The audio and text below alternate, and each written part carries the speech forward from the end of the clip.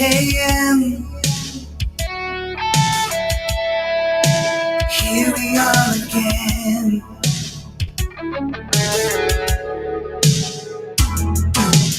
Lying here alone in this hotel room, and the walls are caving in.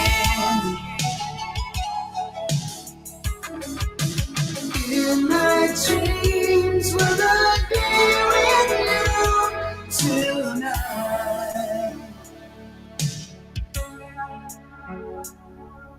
You know my heart still lives in California. Right now I'm 1,000 miles away. My picture perfect memory in color is slowly turning gray.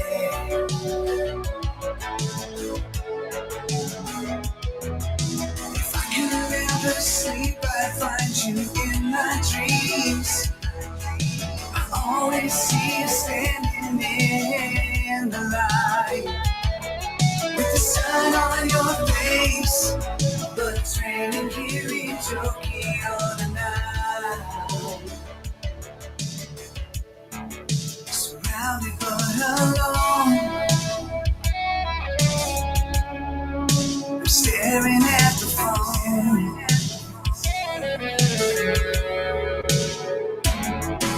Until you're by my side, I feel so compromised, and I'll never be home. Without you, I'm not me at all.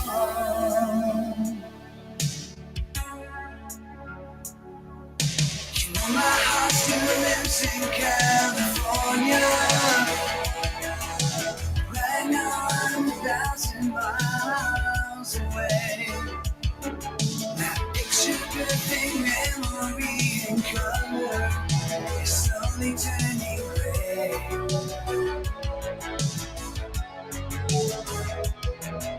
If I could ever sleep, I'd find you in my dreams. I always see you standing in the light, with the sun on your face, but it's raining here in Tokyo tonight.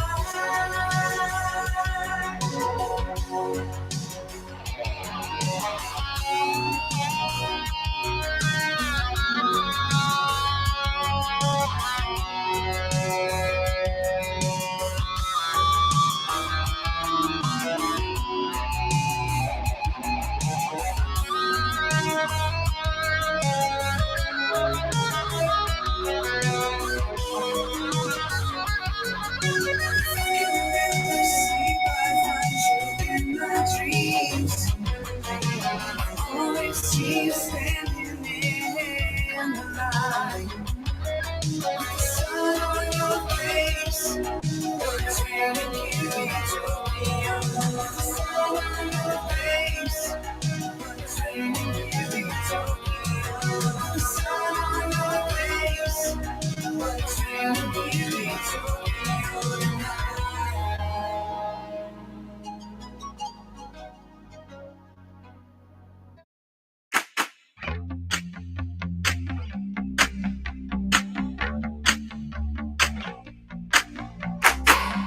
Day traded in a tie-dye jumpsuit and a gutter punk kid with a neck tattoo.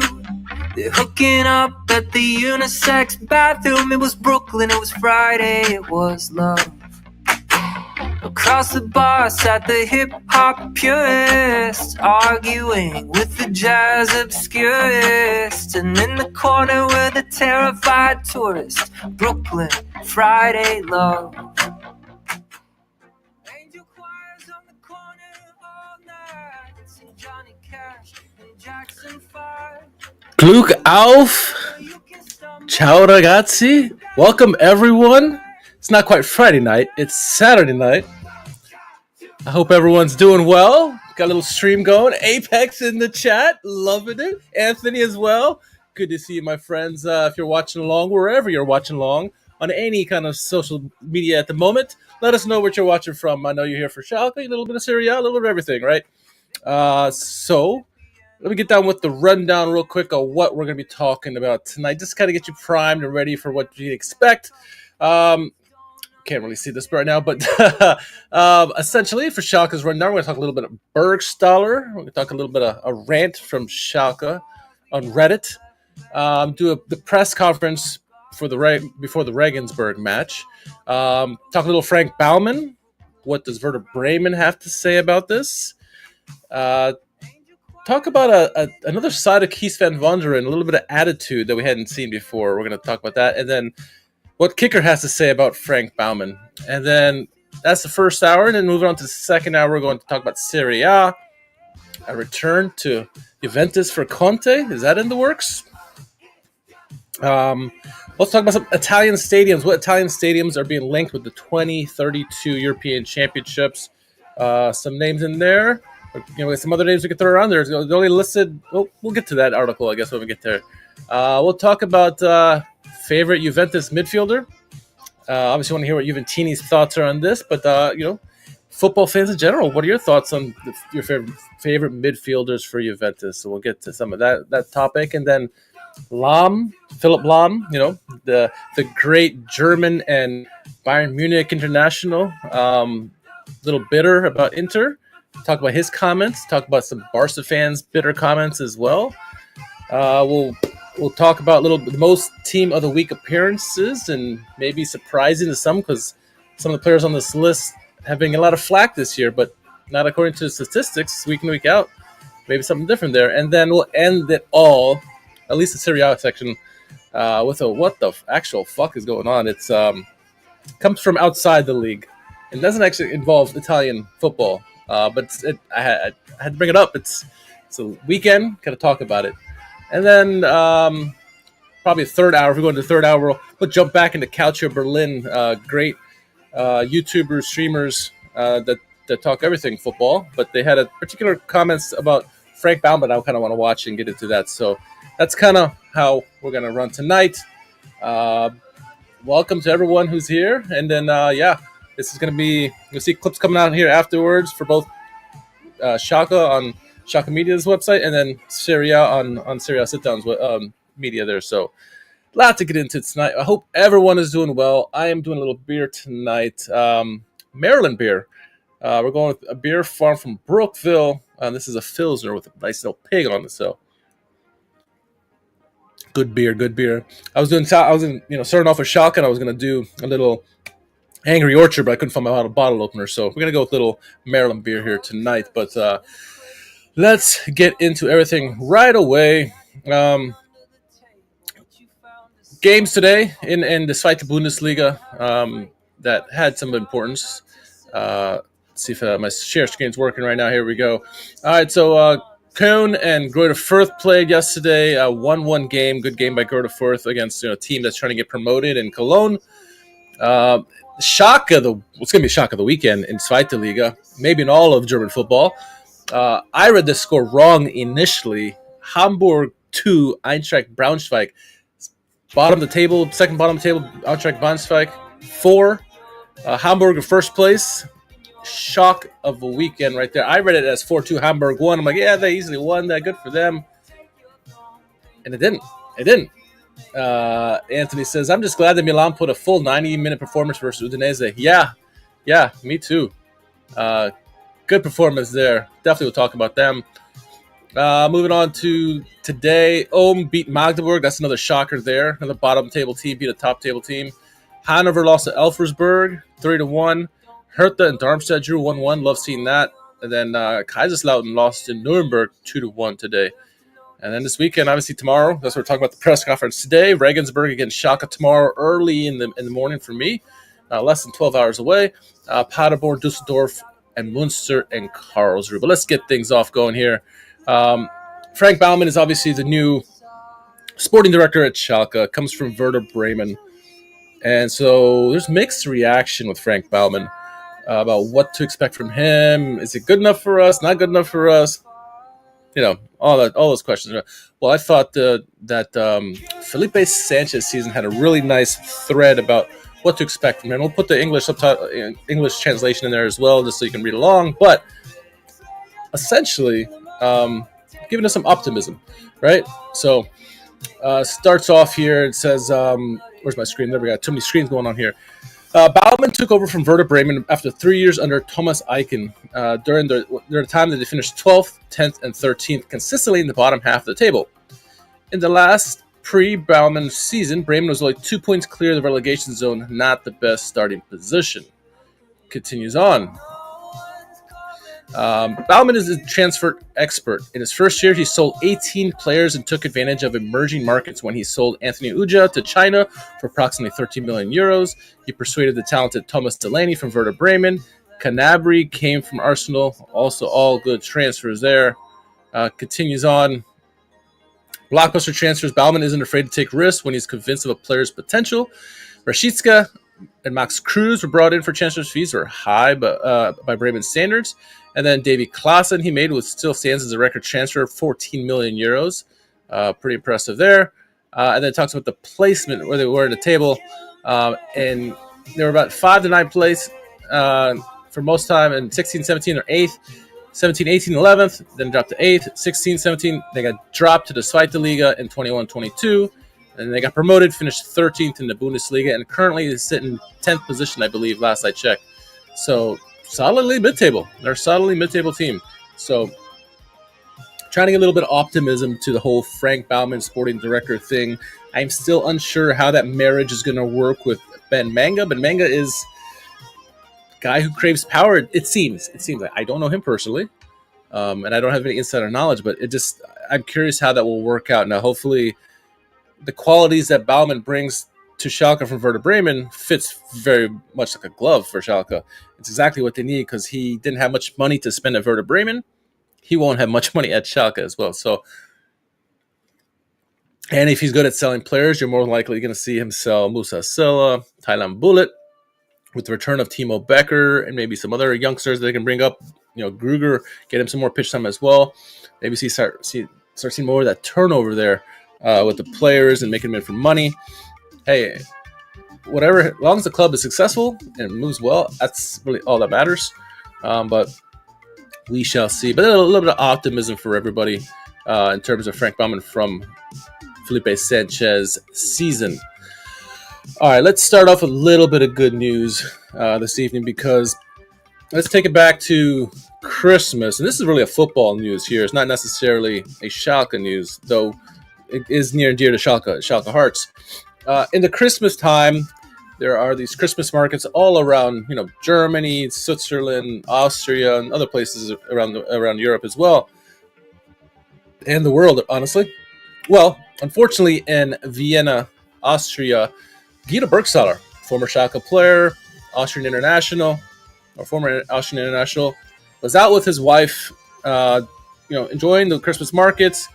Some guy stood up to him, got in his face, and attacked him and left him with a skull fracture, and he looked like he had to retire from football. He was out. He went to the hospital. It was pretty tragic stuff, really, especially at Christmas time. The guy ended up getting arrested, the whole thing on that. But the good news is Guido Burgstaller made his return yesterday. In the, what minute was this? In 85th minute, made his return back into the field. Rapid Vienna said, the time has come. Guido Burgstaller celebrates his comeback after his serious head injury and replaces Kara. We missed you, Bergie. And lots of different social media teams were reaching out and saying, welcome back, Burgstaller, Schalke, obviously, but many other ones as well. Good to see him back in the pitch. Another picture of him right here says, 2 victories for last night. Rapid Vienna win 1-0, and then Thomas Burgstaller back. Good to see him back. Got to see he's healthy.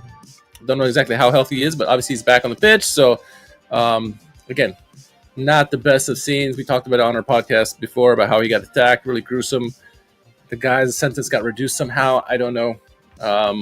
I got to look more into details about that. Maybe I'll have it by Monday's podcast. But, yeah, it's this tragic story, and glad to see Burgstaller back. So, it's unfortunate that all that had to happen to him, especially during the Christmas time when it's supposed to be all about, peace, love, and everything like that. But, man, at least he's back. So, all right. Let's talk a little rant. Not my rant in particular. This comes from Reddit. I thought it was worthy of sharing because, yeah, I think everyone has had a rant about their team, right? Anthony, I know he's had his rants about Milan, Apex about Chelsea. I've ranted about both Milan and Schalke. So I'd like to hear somebody else ranting for a change.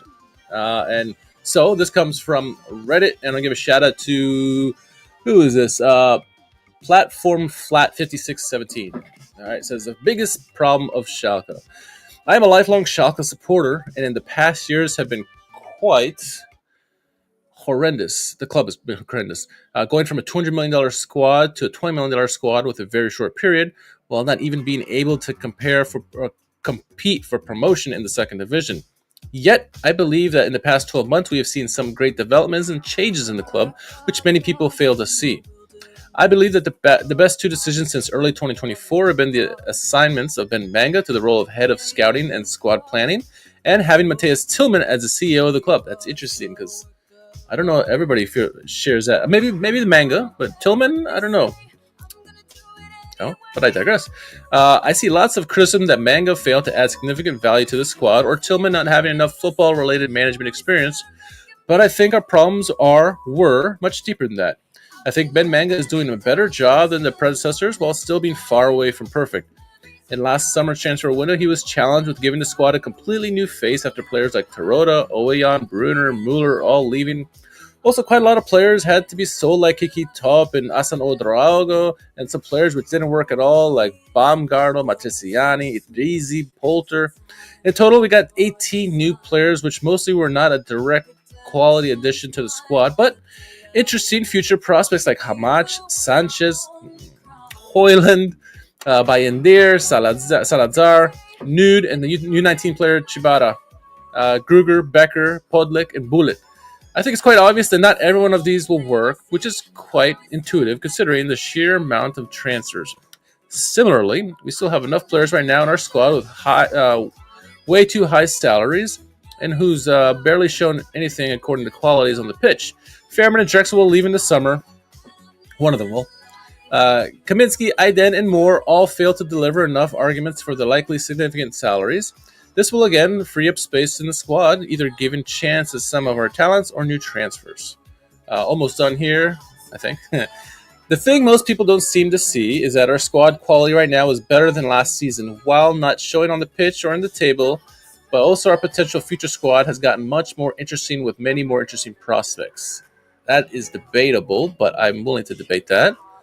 Right now, the core strategy of the club must be to invest in players and sell them in for much higher value, like Silla, to keep up with the DFL regulations and repaying debt. It is a frustrating situation, but we do finally play the long-term game, not putting every penny into short-term success anymore. Matthias Tillman is doing a much better job than his predecessors as well, especially in communicating with the fans. I agree with that. He seems to be an initiator of this new strategy. The biggest problem is still the expectation from the fans. The amount of fans still yelling whenever they are in the stadium, which makes the players worse and more nervous by the way, and criticizing our performances while not looking beyond the greater development is truly crazy. As long as some of the fans do not push back their expectations instead of supporting, just want to have their weekly rage phases, the new strategy is much more fragile than it would need to be. After the promotion of the 21-2020 season, there was a short documentary on RTL with this title, Schalke zurück zum Wir. Yet, this slogan seems untouchable with so many delusionists. Yeah. Okay, fair rant. That's a fair rant. I don't know if I agree with everything. That's valid points in the argument there. Yeah, I think interesting takes. Like the manga thing, I think Jack and I talked about this in the last podcast, is like we had a once-in-a-lifetime type situation with Rovin Schroeder, right? He came in, phenomenal job, and he did for what little money he had, which was none, and the amount of players coming back, which is like a handful. He rebuilt that team and got them promoted from the second division right away. Didn't start out well that season, but it ended in a fury. Terodde had 30 goals, set the team record for most goals in the season. It's hard to replicate. There's very few sporting directors that come in and do a job like he did with the amount of money he had available. So you take that away, it's hard. You compare it to that, it's going to be hard to live up to it, right? But Manga, if you take away Schroeder, for the most part, has done okay. It's been very frustrating, for sure. But I would agree that the comment said that he did better than his predecessors. I was like, yeah, I do agree with that. For the most part, the one thing I would push back on, which still has been better than his predecessors, is that he obviously fired Karel Geraerts, who at the time was in 13th position. What are we now? 11th position. So we have got two places better in the table since Geraerts has been gone back in early October. And at the time, you compare Van Wonderen to Geraerts, the attacking football looked better. A lot of heart attacks because games are 5-3, 4-3, 4-4, whatever, 3-3. They're shootouts. For the neutral fan, entertaining games. If you're a fan, you get a heart attack. Up 3-0 in the game against Darmstadt at halftime, you think the game's over, and you lose 5-3. Like that kind of stuff. That game ultimately got him fired. But I think many of us saw what Geraerts was trying to do offensively, obviously with Silla and Karaman doing their thing with the goals. It was cut short, really, right? And it was a friction from the beginning. As soon as Manga come in, it was friction between him and Geraerts. Same thing with Wilmots when he was there. So he got rid of him. And Kees van Wonderen comes in, and he's done a pretty good job. Like I talked, you look at what the team has done, and it's gone up and down. We're only 11th place. Went up 2 places since he's taken over. But you talk about form, talk about trends. Van Wonderen's got Schalke at 5th best team in the Zweite Liga in terms of form since he took over in October. That's crazy. I did not look. I had to double take and look that again. Did not think that was true, but it was. In the last 12 games, he's got the team like the last 12 games is top 5. Last 12 games have been top 5 since the beginning of his tenure. They're something like 6th or 7th or something like that. So they're still in the top 10, but I did not expect that. What, of all the games that they lost and drew, you're like, there's no way. But the second division in Germany is difficult. We said at the beginning of the season, this is the most difficult year in terms of all the quality of teams that are in there, from former champions, historic teams, all in the second division. It's just ridiculous from top to bottom. So I guess I'm not too surprised. So anyway, going back from that, Ben Manga's done okay job. Tillman now. I don't know if I agree with the comments about Tillman, that he's done better than his predecessors. The one aspect for sure is communication.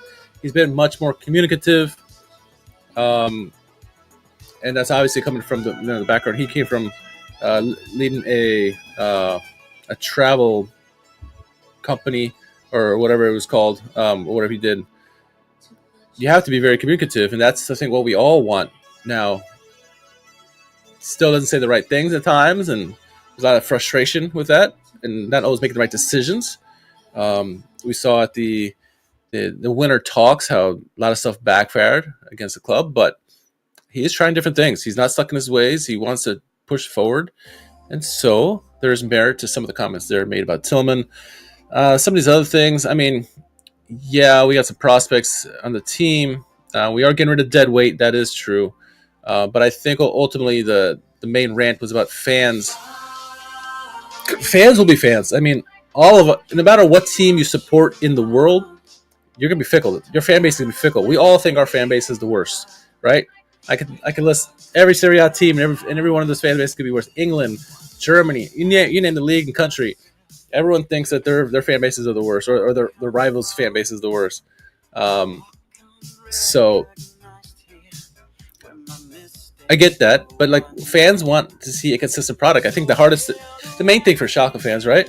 You want to see you work your ass off, the players, in terms of players. Work your ass off on the pitch. We saw so many times during the relegation years how their team wasn't really trying, and they want that minor spirit fight with the team week in, week out. They want to see that, and then a good product on the pitch. And we haven't seen that in a long time, right? Maybe since the promotion year with Tarota, but good arguments. I'm not saying I'm right. I'm not saying they're right. Probably a mix of all of that stuff, right? So, but yeah, interesting rant there. that we found on Reddit. Now, I could get into rant now because we had a press conference here. I'm always curious to hear what Mr. Kees van Wonderen has to say. I was upset last week at the press conference because it was a must-win game. All the damn reporters in the press conference asked him, "Did you tell your team this is a must-win?" And he didn't. He danced around the question, and the first 45 minutes showed the team didn't look like they thought this was a must-win game. It wasn't until halftime when Van Wonderen probably slapped them all or something, and they all came out and played much better.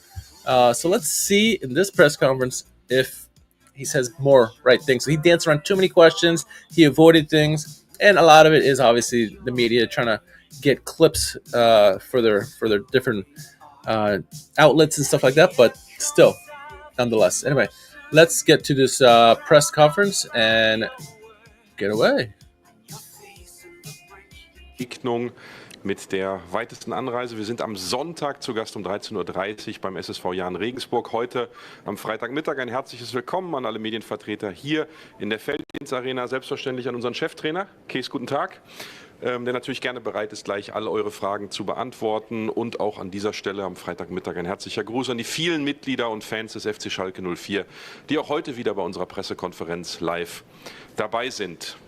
Kees, nach dem Heimsieg gegen den SSV Ulm steht unsere Mannschaft bei 37 Punkten. Du hast in den vergangenen Wochen immer deutlich gemacht, wir wollen auf 40 kommen. Am Sonntag ist dazu die erste Gelegenheit.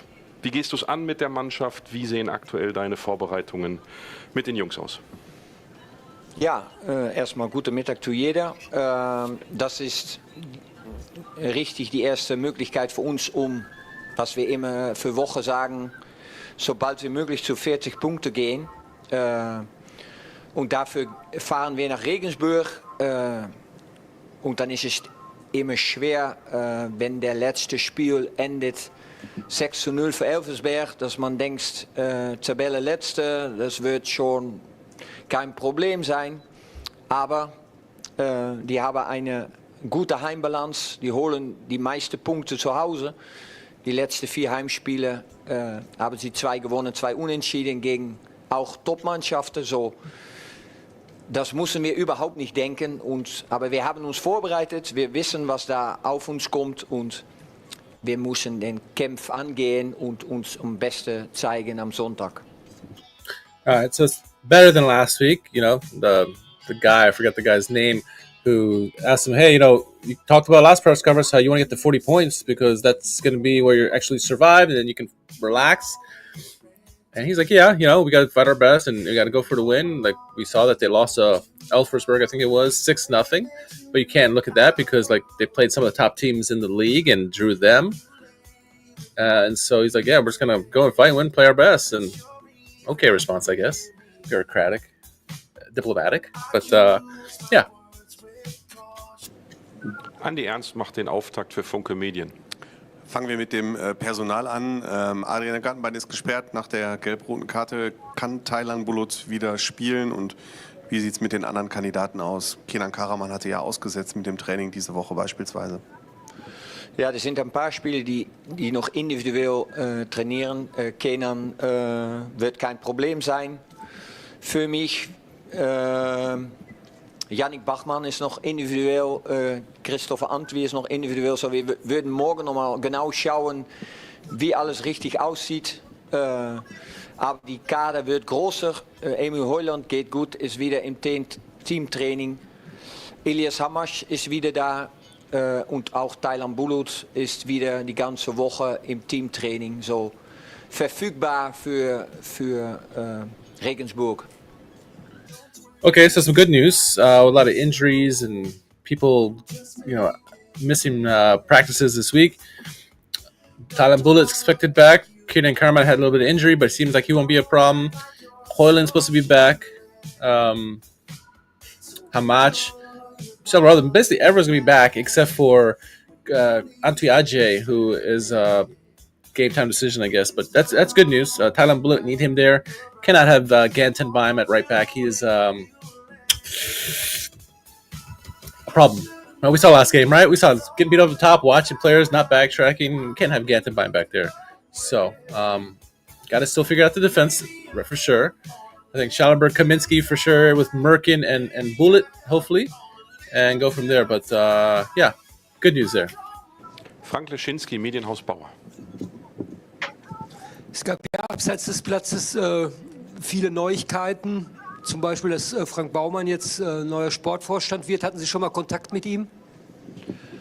Ja, wir haben uns getroffen und uns unterhalten. Wir haben uns kennengelernt. Und ja, das war ein gutes Gespräch von einer ruhigen, intelligenten Person, der schon, das spürt man schon, Erfahrung hat in die. It's interesting comments. He's talking about Frank Baumann. He said he's already met him. They talked, got to know each other. He says a lot of people are saying that he is a calm, intelligent person. That's what the sentiment has been with Werder Bremen fans, and there are people saying like he's a calm person. He's super intelligent, knows his stuff, but he's even keel. So. Dieser Bereich, ja, da war eine gute Begegnung. Marcel Witte, Ruhr 24. Einmal noch zurück zum Personal. Du sagst, Es Hamasch ist jetzt auch wieder zurück im Training, hat sich auch schon gut gezeigt, hat man auch im Training gesehen, wirkte schon sehr spritzig und konnte schon sehr gut mitwirken, zeigte gute Bewegungen. Wie weit ist er denn schon? Könnte schon vielleicht sogar zeitnah das Comeback erfolgen? Ja, Elias zeigt sich sehr gut, muss ich sagen. War natürlich für Wochen raus, hat schon etwas gefehlt in Trainingseinheiten, aber jetzt wieder da und so weit da, dass wir auch überlegen, um ihn mitzunehmen nach Regensburg. Andi macht weiter. Okay. I didn't understand that part. I didn't get it. I didn't get that part because you have Hamach, who played decently last game when he came in as a substitute. Or he didn't play last game, but he's looked good in practices. And he's like, yeah, we're considering taking him with us. Like, if he's healthy, why not take him? Injuries is the problem. All you need is someone to get injured, not have substitutions there for him. Like, just take him if he's damn healthy. Don't mess with this guy. This guy's not having a great season as it is. And if he's starting to play better lately compared to how he started, take him out there. Keep his confidence up. Don't mess with these people. Ich greife Franks Frage mal auf. Was hat denn das Gespräch ergeben für deine Zukunft? Weil in den ganzen Mitteilungen war sehr viel, also es ist ja so eine Art Aufbruchstimmung da. Frank Baumann ist da, Timo Becker ist da. Aber ist die Trainerfrage denn auch schon geklärt? Gehst du davon aus, dass du Trainer bleibst? Na, wir haben ein gutes Gespräch gehabt. Wie gesagt, wir haben uns gut kennengelernt. Und was da gesagt ist, das ist vor unter 4 Augen. Aber das war positiv. Frank Leschinski. Interesting response there. Question was back to Baumann and said, well, did you talk to him? Did you talk about like what's the situation for next year? Like, are you still going to be the coach next year? And he just goes and says like, yeah, we had a conversation, good conversation, positive. What was said, we're going to keep private, but positive. And I know what he's doing. He's just saying, hey, like, and we saw Geraerts, we saw many managers do this, not many, some. But he said, look, our conversations are kept private. That's how it is. But, it's good, positive conversations. You imagine Van Vonderen is going to be on the hot seat. Looked at to see whether he's should be kept or not. Obviously, it's a big decision that's probably one of Frank Baumann's first decisions because, like, has he seen enough from what the coach has done, and since he's met him, that says, yeah, we need you.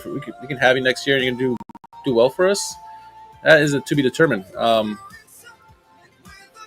It's an interesting dilemma there. Van Vonderen, he's done a respectable job. I don't see a reason to get rid of him unless there's someone outstanding out there, like a Baumgartner or something like that you think this is definitely going to send us in the right direction. So it's a big decision for Baumann. Obviously, Van Vonderen is unsure about it as well. Sie wurden ja jetzt in den letzten Wochen immer wieder, ob größer oder kleiner, so ein bisschen in Frage gestellt. Nervt Sie das, dass so viele Diskussionen aufkommen oder aufgekommen sind, was Ihre Zukunft betrifft? Denn Sie haben ja eigentlich noch Vertrag bis 2026. Nee, keine einzige Frage nervt mir. Alles kann man fragen.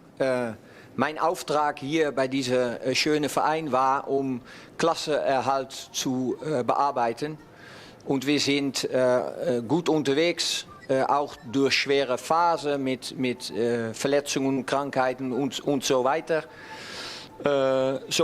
Ich mache das, was Sie mir gefragt haben, jeden Tag deine Arbeit und die Mannschaft zum Besten möglich am Platz zu bekommen. Und alle anderen Fragen, wo ich keinen Einfluss habe, ja, ist für mich nicht so interessant. Ich verstehe die Frage, aber für mich nicht so interessant. Frank hat eine Nachfrage. Question is asked, is he annoyed by all the questions of him and his job for next year? He's like, no, I have a contract until 2026. I'm doing the goals that I was asked to do when I first signed in here. Doesn't bother me. You can ask any questions you want, but like, you know, it is what it is. Würden Sie sich denn von der sportlichen Führung noch mal ein ganz klares Wort erwarten in der Öffentlichkeit, dass man sagt, Kees van Wonderen bleibt unser Trainer, basta? Tough question. Solche Gespräche hat man en man spürt schon, ob da die Vertrauen ist, ob da Zweifel ist oder nicht. Bisher fühle ich mich wohl hier bei Schalke. Ich bin gerne Trainer hier. Es freut mich. Und jeden Tag mit Ben, mit Juri und auch das Gespräch mit Frank und auch mit Matthias ist positiv. Das sind ruhige, intelligente Personen, die wissen, welchen Weg zu gehen und dass Sachen auch Zeit brauchen, um das zu entwickeln. Und das kann ich dazu sagen. That's a good response. I mean, the reporter came out and says, like, you know, like, it's a tough question he asked. Is like, in a situation like this, do you want management to come out and right away and say, Kees is our guy for next year going forward. We're not worried about him, da-da-da.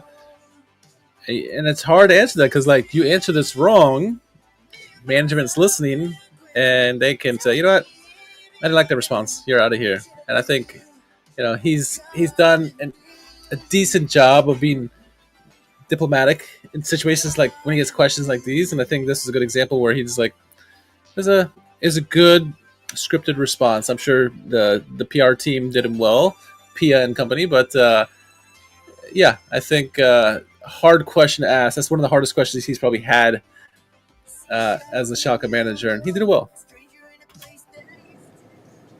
Anni, war das eine Wortmeldung gerade, oder? Dann nehmen wir die gerne auch wahr.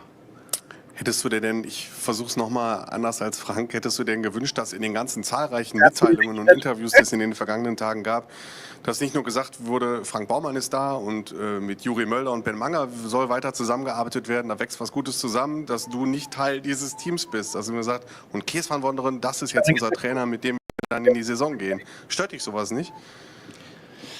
Nein, das stört mich nicht, weil ich habe jede Woche Termine mit Matthias, mit Juri, auch mit Frank. So wir unterhalten uns, so wir besprechen alles offen. Und ich habe noch einen Vertrag für ein Jahr, dus für mich ist das kein Thema.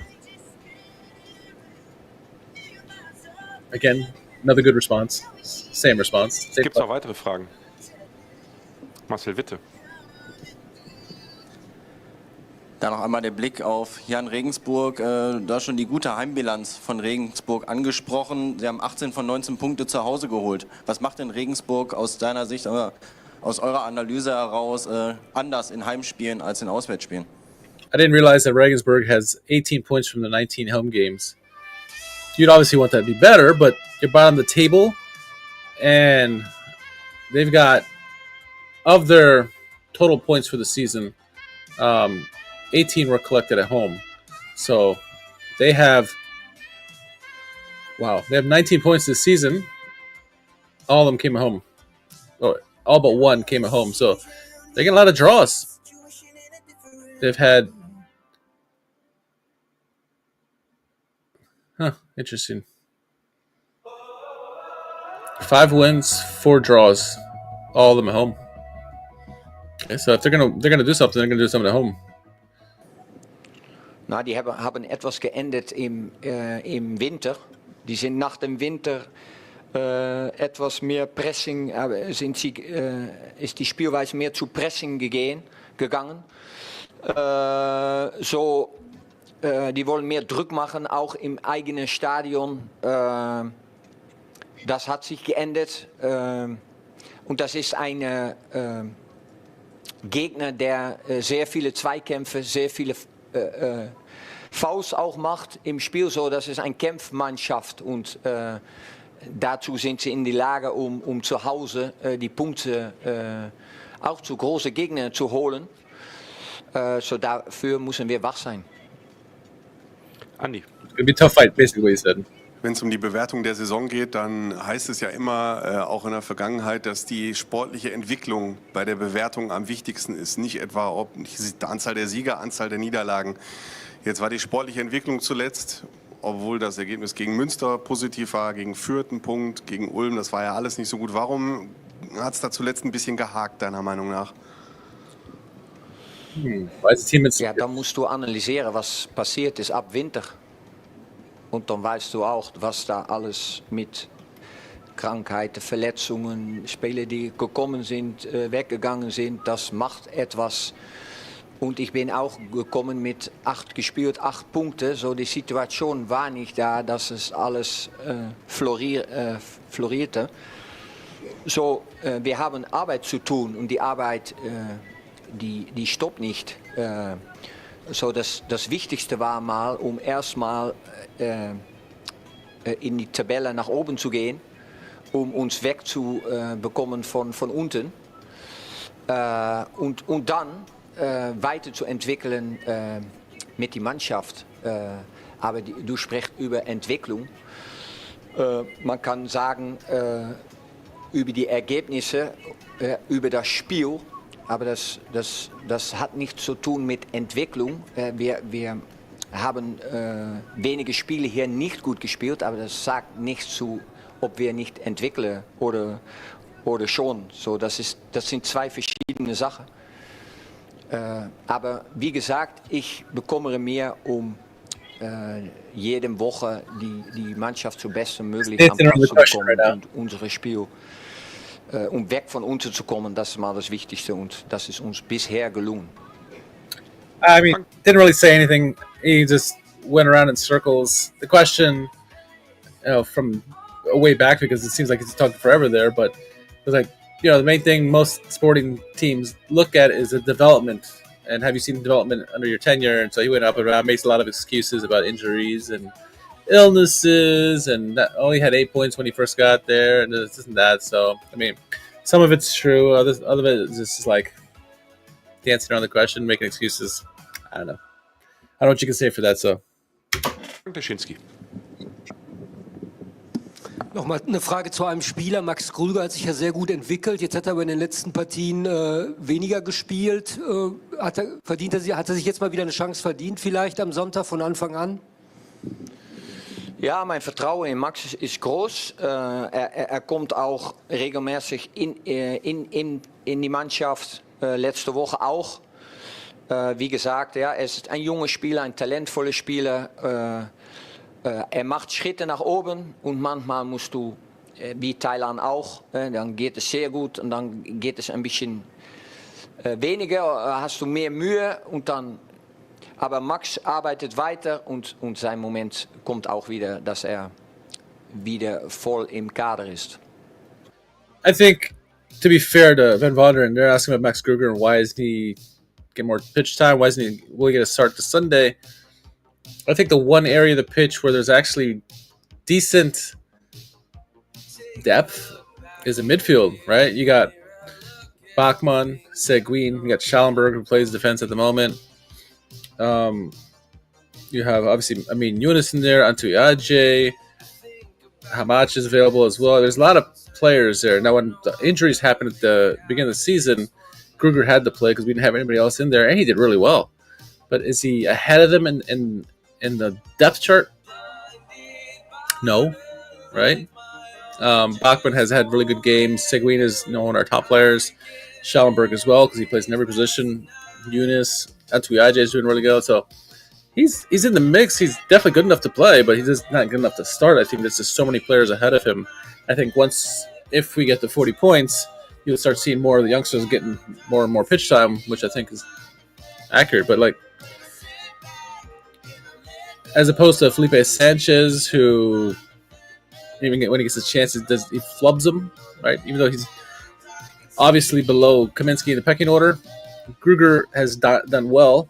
It's just that the guys ahead of him are big producers, and it's hard to supplant those guys and unnecessarily when they're producing. So this might be it here.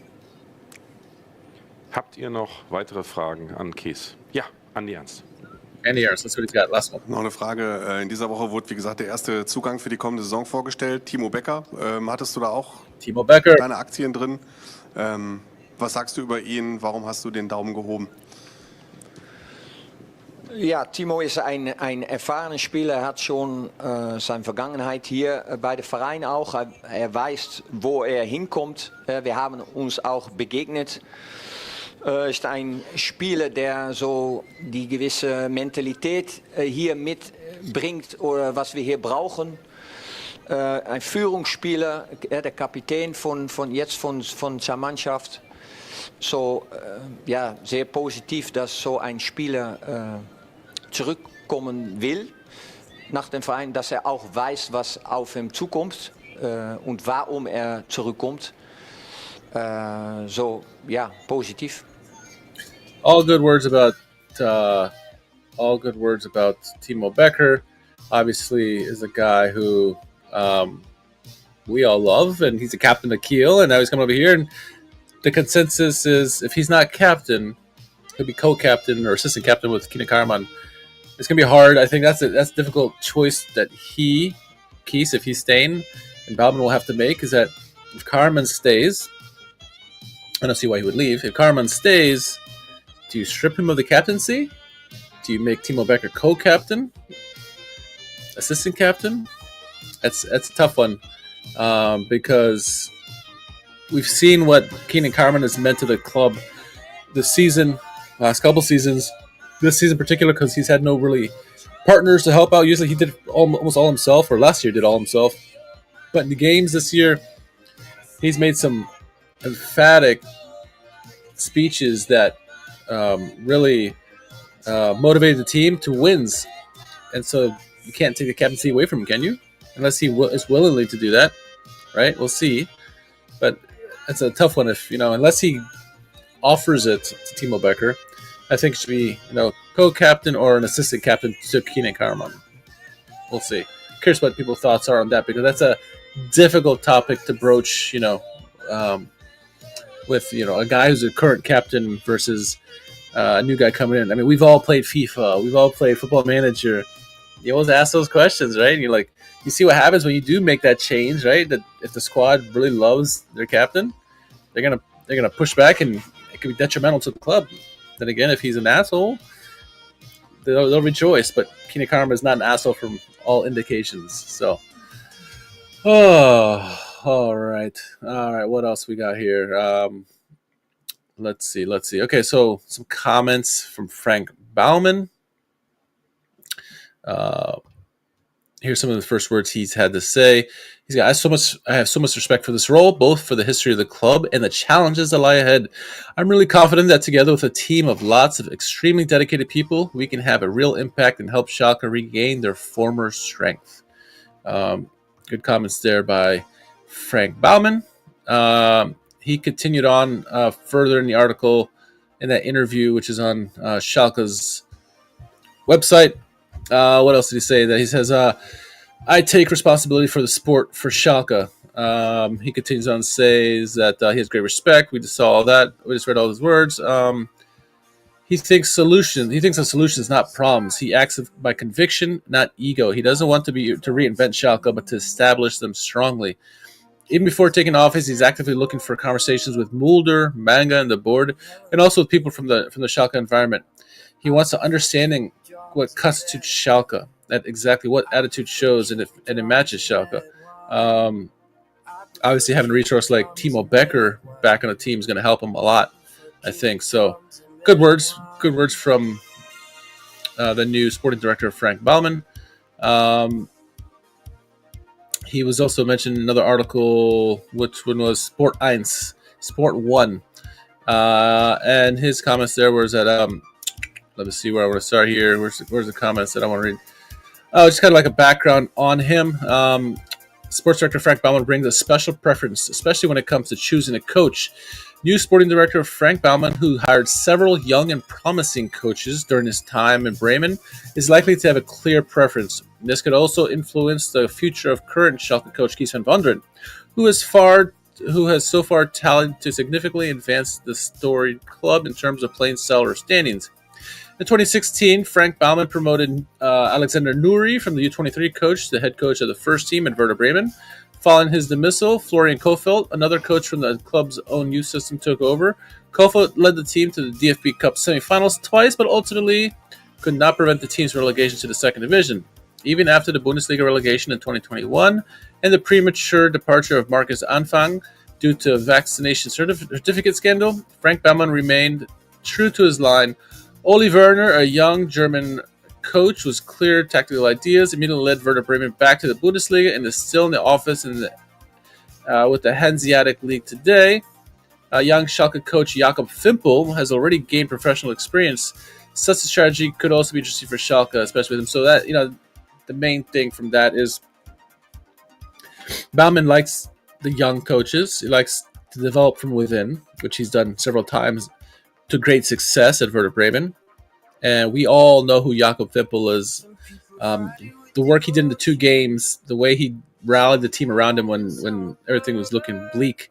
Everyone has their eye on Jakob Fimpel, and obviously you would imagine Frank Baumann will as well. And that the big thing for Jakob Fimpel is he needs to get his freaking coaching license, right? He hadn't had it at the time.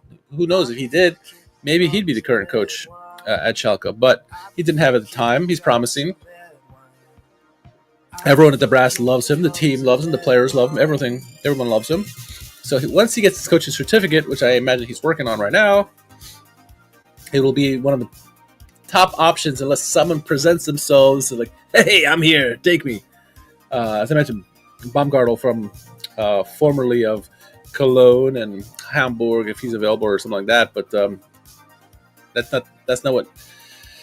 not the strategy that Baumann usually goes for. So you would imagine Fimpel has a leg up on that, right? And what about the former guys from the past, right? I don't know if what's his name? Oh my God, his name's escaping me. The year we got promoted, he managed us before the end of the season. Oh my God, his name is Mateus. It'll come back to me. I will. But anyway, point still stands that I think interesting takes from Baumann. Exciting to see that. And it's also be the cheaper route as well. Makes sense because he didn't have much money to spend at Werder Bremen. He won't have money here. And so promote from within and build that way. So looking forward to it. All right. So this is all Schalke perspective thus far. What does the Werder Bremen perspective look like when it comes to this? How do they feel that their guy is leaving? All right. So this is a reporter for the Werder Bremen side of things. And here's his comment. His name is, what is his name? Malte Berger.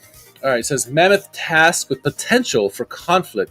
Comment on former Werder Bremen sporting director Baumann's Schalke commitment. There's the guy right there. Frank Baumann, former sporting director of SV Werder Bremen, SV, is becoming sporting director of FC Schalke 04. How does this fit together? A commentary by Deutsche Stube reporter Malte Berger.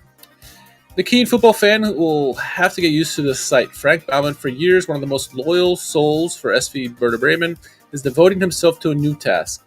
It is not just the fact that he's taking on a job at another club that is causing a stir, but where he will be doing it at Schalke. It is also a traditional club and in an even bigger one than Werder Bremen. But it is also a club that in recent years has stood for everything that Frank Baumann did not symbolize. Unrest, hectic pace, internal squabbles. What was happening in Gelsenkirchen rarely seemed particularly serious, and it is there that the level-headed Frank Baumann is supposed to ensure the longed-for upswinging as a new sporting director. Will it work? Anthony says, It feels like Baumann could be a good addition to the Schalke front office if he and Ben Manga can get on the same page. Yes, 100%. That is a big question mark too. Can that happen? We'll find out. Ben Manga likes to conflict with everybody, it seems like. So, new job for Werder Bremen's former sporting director. The fact is, the 49-year-old is taking on a truly mammoth task. Not only because he represents the complete opposite of Schalke, the Ruhrpott club desperately needs fewer scandals and intrigues, and of course, sporting success. Promotion should be on the top priority of his new tenure. Anything less would be a disappointment for Schalke. As sporting director of Werder Bremen, Baumann was proven how a return to the top division can be achieved as quickly as possible by relying on people who know things and how things work one level lower. If he follows this path again, not only will better players be needed, but possibly also the next new coach. A relaxed start looks different. Welcome to Schalke's madhouse. Let's see what's that. Yeah, that's about it for that article. So, interesting to hear the takes from Werder Bremen's side, right? Glad to see that they acknowledge that we are the bigger club, right? But it's funny how to see how other CEOs, whatever club you support, you look at it through tunnel vision, right? You always see through your perspective. You don't really look at how others see you. And so, seeing it from the Werder Bremen perspective as opposed to Schalke, you get an idea of how they view the club. Chaos, pure chaos. Man, I knew we were bad, but he's like, man, you guys are crazy. You guys are terrible. Squabbling over nothing.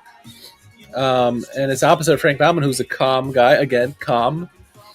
But, interesting comments from the Werder Bremen side of things there. So, all right, getting close to wrapping up on some Schalke stuff here. I had mentioned this before. Kees van Wonderen showing a little bit of attitude. What do I mean by that? Shows a different face. Well, I don't know if anyone caught this in the last game. No, sorry, this is the game against Hertha Berlin.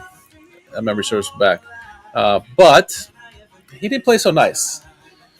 So here's number 12, right? There's Amin Yunus trying to calm the guy down. Let's watch what happens. 12 is clearly pissed off.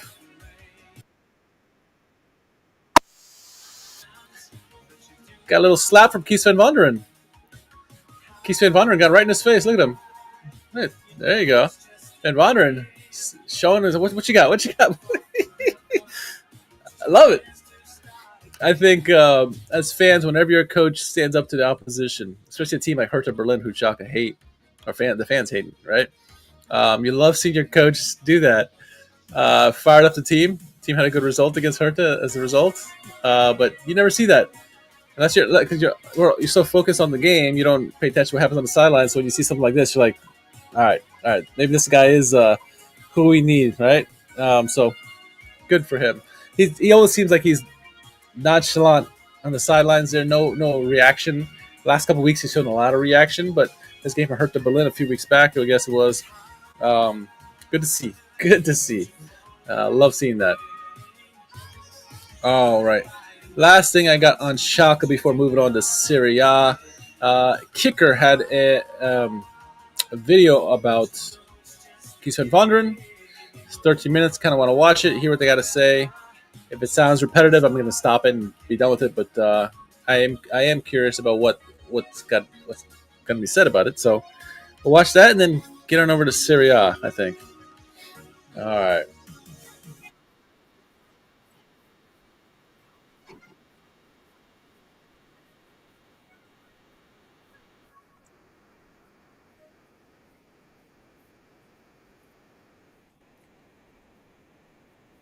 If I knew what I was doing, I could do this better, but apparently I don't know what I'm doing, so let's try this again. It's late, isn't it? It's late. I shared the wrong screen. Oh, rookie mistake. Okay, here we go. Okay, much better now.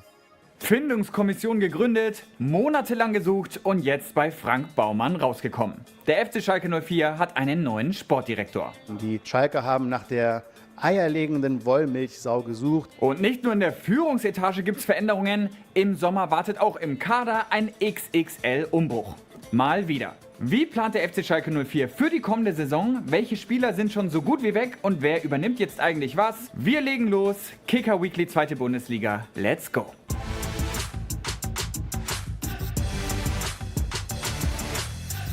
In Sachen Aufstieg oder Abstieg wird es beim FC Schalke 04 nicht mehr spannend. Spannend sind dafür die Personalentwicklungen. Und wer könnte die besser für uns einordnen als unser Schalke-Experte Toni Lieto? Wir gehen rein in die Kicker Mixed Zone.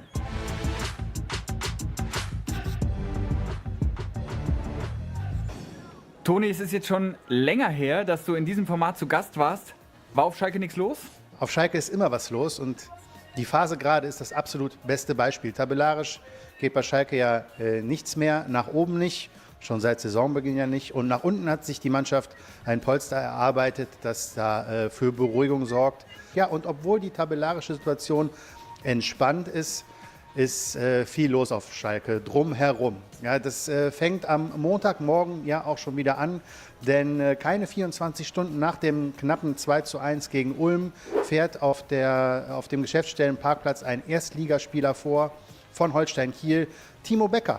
Der absolviert auf Schalke seinen Medizincheck und ihn wollen die Schalker im Sommer dann zurückholen. Der ehemalige Schalker Jung, der auch ab und zu in der Nordkurve sogar zwischen den Fans steht und seiner früheren Mannschaft zujubelt, gehört bald wieder zum Ensemble dazu. Er kommt ablösefrei. Ja, und ansonsten natürlich auch große Themen. Die Sportvorstandentscheidung zugunsten von Frank Baumann und dann die Folgefragen. Was passiert eigentlich mit Juri Mölder?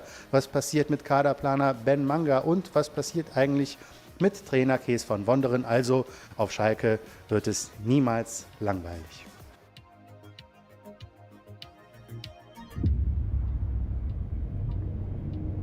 In deinem Kommentar hast du geschrieben, im Sommer wird es einen XXL-Umbruch geben. Kannst du uns mal kurz einen Überblick geben? Mit welchen Abgängen rechnest du? Ja, da gucken wir ganz kurz zurück, denn vor einem Jahr hat Schalke ja einen sehr großen Fehler begangen mit dieser völlig unempathischen Rauswurfwelle am letzten Tag vor den Sommerferien.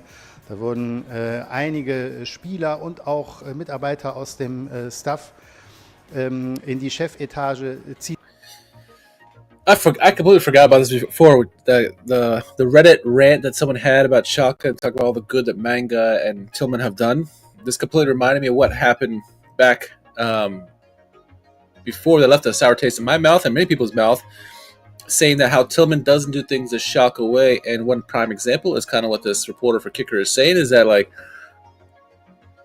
at the end of last year, on the very last day, during a party no less, to celebrate the end of the season, Schalke brass handed out pink slips to beloved trainers, backroom staff, in the worst possible way. Like it was out of the blue, and left a sour taste in obviously the team members' mouth. Right, Blueskins is obviously guy who had just left the club, Asamoah as well.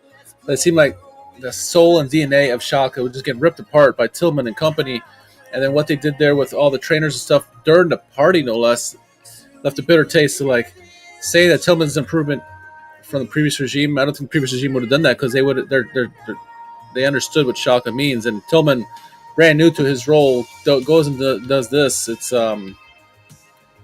that left a lot of sourness for people, and I think he's going to have to do really well to overcome that, because people don't forget those kind of things. And so, yeah, it just reminded me of that when he and Tony Lieto said it there. So. Zitiert, und es ging damals zu wie am Fließband. Einer nach dem anderen wurde rausgeworfen, beziehungsweise ihm wurde gesagt, dass er gehen kann oder sein Vertrag nicht verlängert wird.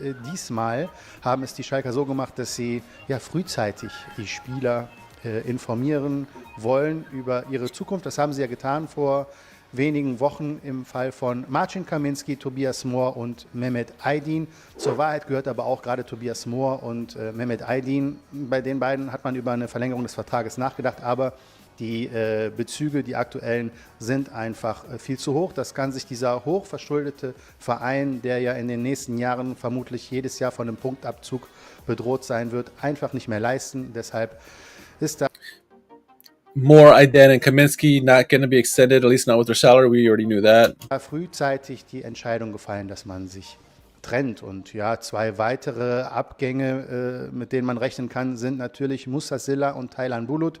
Sportlich wäre das schon ein herber Schlag für Schalke. Denn ja, Musasilla mit 14 Toren aktuell Top-Torschütze, obwohl er rund 8 Wochen gefehlt hat.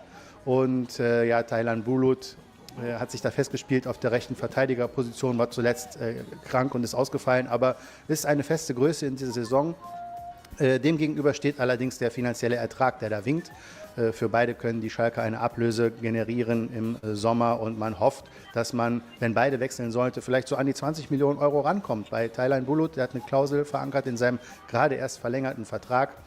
Und die liegt bei mindestens 8 Millionen Euro. Es kommt dann darauf an, wohin er denn wechselt. Und bei Musasilla hofft Schalke auf ein Mittelfeldposition oder in. All right.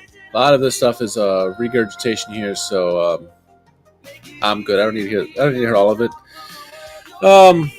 Yeah, kicker saying a lot of the same things we heard from everybody. Nothing really new there. This came out. It's an old video. I thought it was a lot newer than it was, so not surprising there. So just kind of catch up to people on who Frank Baumann is and what to expect, and we were kind of doing all of these changes. So we mentioned it already during the podcast and stuff like that. So yeah. That's it for that. That wraps up Schalke talk. Just a little over an hour. All right. Better than last week. I think we were like an hour and a half at this point with Schalke. So, yeah. Good talks here on Schalke. We'll get back to Schalke in another hour or so. But let's switch it over to Serie A, why don't we? Huh? Some stuff's going on over there. Get a little change the scenery here. Change the colors a little bit, change the scenery, set the mood. Yeah, let's get some rock going here. Let's get some music to wake me up, huh? Get some rock going here. Get me up here. Yeah, so let's get into some Serie A talk here. It's been a crazy season for sure with Serie A. Prime example is just looking at Anthony, AC Milan, right? Had a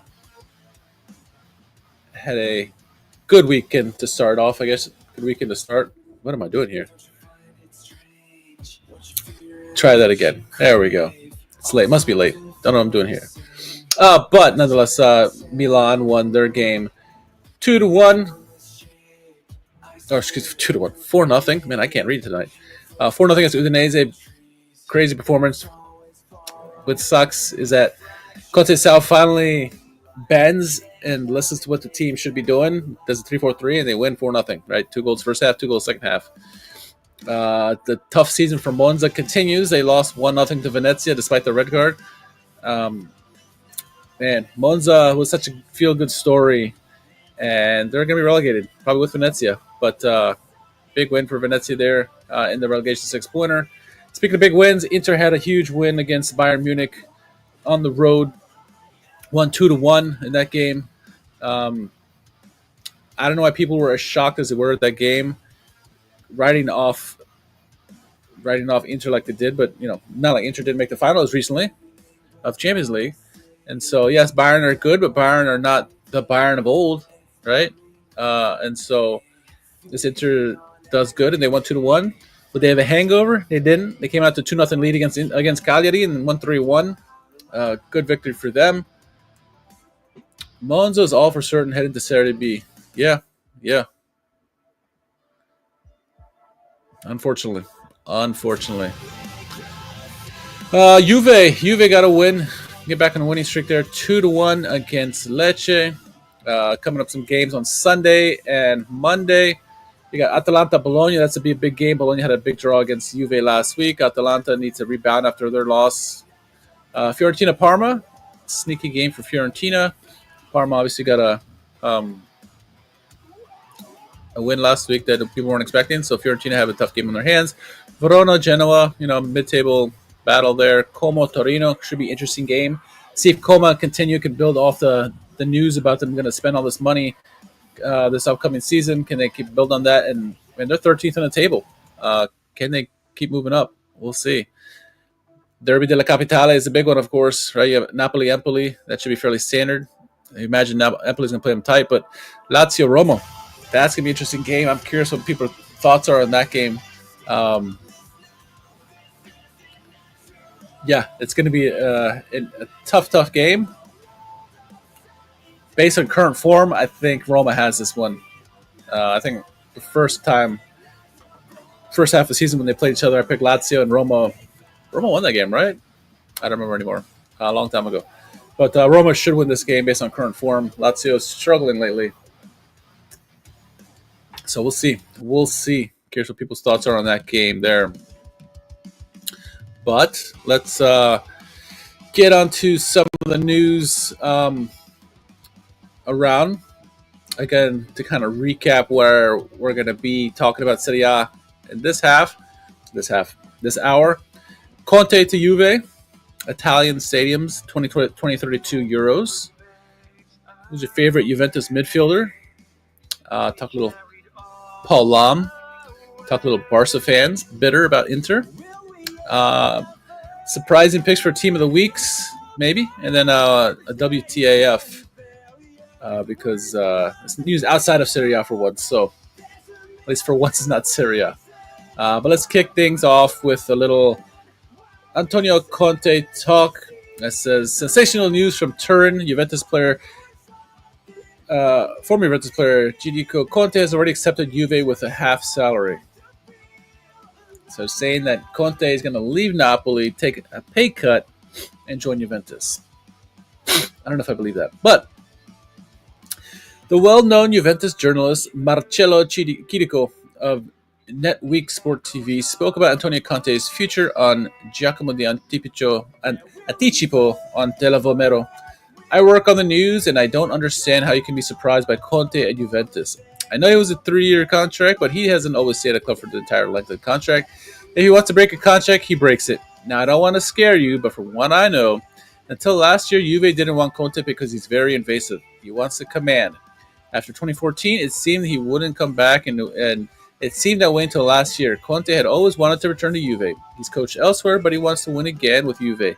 But now Juve have changed their minds after what happened to Thiago Motta. Elkan didn't want to hear about it, but now it seems he's changed his mind and doesn't want to experiment. So essentially, what this guy is saying is that he has it on good authority that Antonio Conte will leave Napoli and join Juventus. Do you believe that? I don't know if I believe that. I don't know if I believe this guy. It's interesting. It's not like what he's done with Napoli this season has been fantastic compared to how they were, right? And so, like, he's doing well. They're second in the table. They're right on Inter's heels, nipping out of there. But like, it's tough. Juve are right behind him, thanks to Atalanta losing. But he's got a 6-point gap now on Inter. Inter won today, so would he leave to go back to Juve? Maybe. I don't know if I believe it though. Like, Juve team is really good right now. They have a lot of young, good players. I think it's a good squad. It's just that Thiago Motta really tried to play a different style of play, that they were used to, and it took time to develop that, and it didn't happen. But they got some good players. Now, one thing I didn't think about talking about tonight, but I should have. But that scandal with the gambling's come back, right? Tonali's back, and his name's in it again. Fagioli as well, once again. But now you got a bunch of former Juventus players and current Juventus players like Weston McKennie, whose names are linked in that, right? Di Maria before that. So that could have an impact on Juventus. I don't know. Anthony says, the only way I see a possibility that Conte may be headed back to Juventus is if Tudor doesn't make the top 4 and ends up leaving, and even that is a stretch. I don't think he'll accept a salary cut. Yeah, that's the other thing too, like, Tudor has got them in the second place now. I mean, they were struggling to get top 4 before, and all of a sudden he's second. It's brief, right? But it's third. Got some third. This is what Tudor needed, an opportunity like this. And if he can get them, second, third this year, maybe Juventus stay with him. Sure, Juve would probably like Conte at half the salary, but I'm with Anthony. I don't think they're gonna. I don't think he's gonna take a pay cut like that. A, he's not gonna take a pay cut, and B, he's gonna demand he gets money to spend on players that he wants. They just spent 150 million, 200 million on players this year. He's gonna want his players. Yes, the players are good that are there now. They're quality, right? But they're not his players, right? He just is getting that now at Napoli. I think Napoli are close to challenging for Scudetto, more so than Juventus are in terms of Conte-style players. He obviously has this guy that he wanted in Lukaku, right? Got him in there. But I don't know. I don't see it. I think this guy's blowing smoke up our ass. He's got on good insight that it's going to happen. I have good on insight that it ain't going to happen. Apex says, I think that it would be all down to the ambition of Napoli is because that January was just so awful for them with Okafor and the Cavada replacement. Yeah, it wasn't good. I think Apex is right. I think it's what's the ambition of De Laurentiis, right? Is he going to spend some money like Conte? Conte wants someone to spend on him. It's either De Laurentiis or it's going to be someone else. So if they come out and say, man, we're not spending anything, we already spent the money we needed to, he walks. Right, maybe. Again, I don't see Juventus spending that either, so it's an interesting dilemma there. I'm curious to see how it goes. I'm sure the conversations already happened between Conte and De Laurentiis, but I would hedge a bet more so that he stays in Napoli than leave. But I've seen crazier things happen, especially with Antonio Conte is involved. So, yeah, keep an eye on it. I don't necessarily believe the Juventus rumors, but he could leave. I heard rumors about going to Milan. Right? I don't see them keeping Conte Saus, even though I'd like them to. I don't think him staying around, so he could go to Milan, right? But then again, anywhere he goes, are you going to show him the money and get the players he wants? I don't see Milan having that. I don't see Juventus doing that. So maybe he stays in Napoli. We'll see.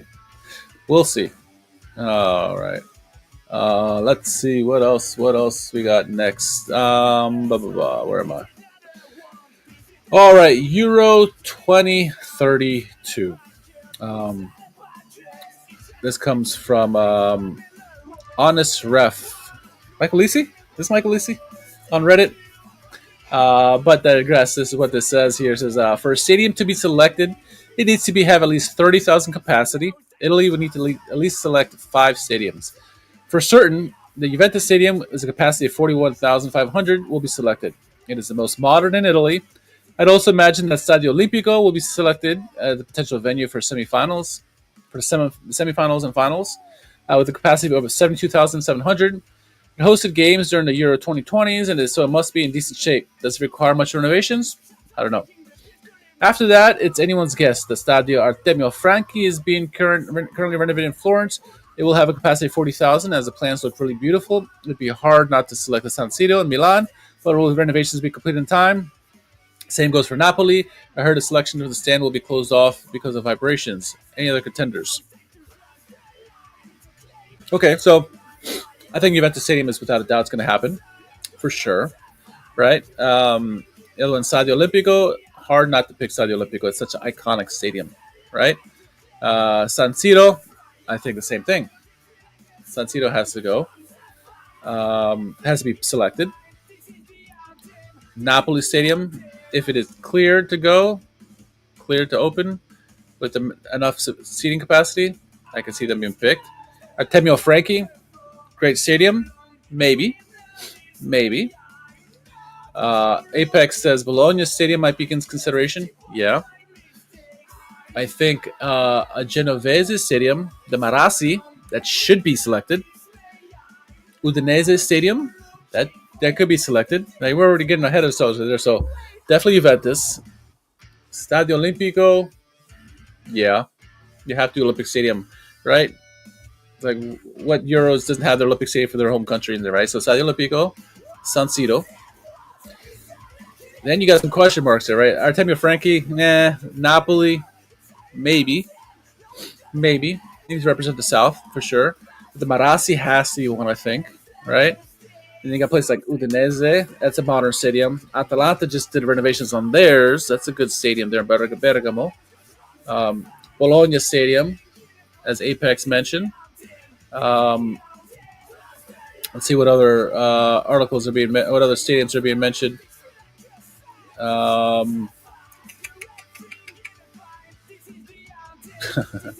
Comment about the new Bologna Stadium that looks like the Konami Stadium in Pro Evolution Soccer. Let's see what other names are being mentioned in this article. The Bari Stadium, San Nicola. Yeah. Sant'Elian, Cagliari. Yes, not a bad one. The Palermo one with Renzo Barbera. They're all good names there.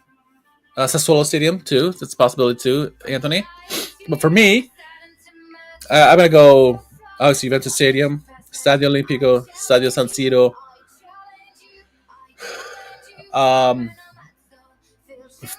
The Marassi. And then the fifth one I'll pick is going to be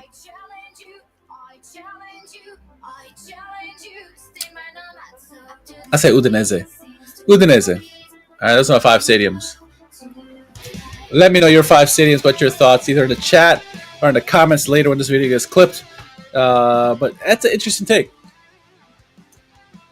It doesn't matter when all these renovations happen. 2032, you could have possibly a new Milan stadium, a new Inter stadium.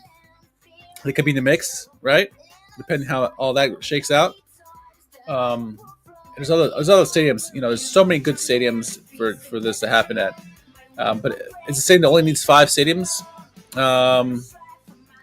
Yeah, if it's only 5 stadiums, it's gonna be hard to choose. You need like 10 stadiums at least, and that's a little bit easier to pick, I think. But 5, I think, are 3 definites, and then it's anyone's guess after that. Juventus Stadium's gotta be number 1 for the modernization and everything like that. So yeah, I'm curious how that goes. Let us know in the comments your thoughts on that. All right. Since we're talking Juventus Stadium, might as well go over and talk about favorite best midfielder for Juventus. This came out of Reddit as well. Posted by Muaz. So it says, who is your favorite best Juve midfielder? Some guys, you got Paul Pogba. There's instead of the picture here. Paul Pogba, Claudio Marchisio, Pavel Nedved. Tom says people think DC United look like it took a long time to get in stadium. Yeah, I know.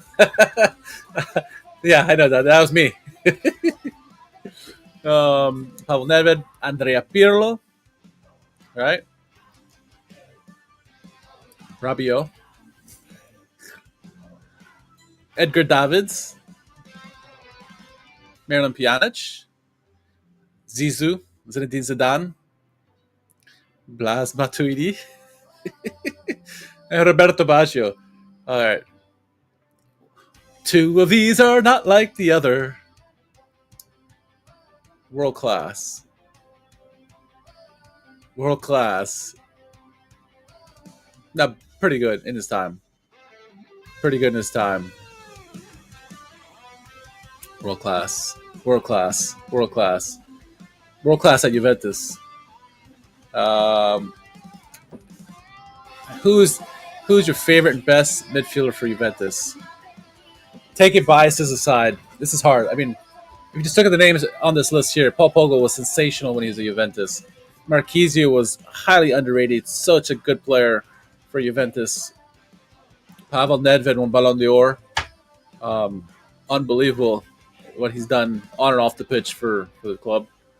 Andrea Pirlo had a renaissance after leaving Milan, joining Juventus. Rabiot had... I'm hating on him, but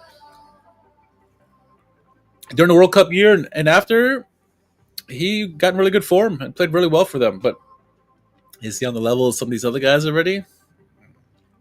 I don't know. Edgar Davids, man, he was good. He was good, man, the Dutchman. Mirna Pjanic, him and Tabal were running things before Ronaldo, taking free kicks. He was a midfield maestro. Yeah, he did good. Not quite like some of the other ones. Zizou, obviously. Ballon d'Or. I think it comes down to, like, sorry, Blas Matuidi, but, like, yeah, there's other ones. Alessandro Del Piero, but you can say he's more of an attacker, right? Pinturicchio, that's a good one. There's so many players from Juventus in the history that you can choose from. I think they just picked a small sample size here. But I think the names you got to whittle it down to, from at least from this list that they provided here. Baggio's got to be one. Zizou, right? Davids is okay.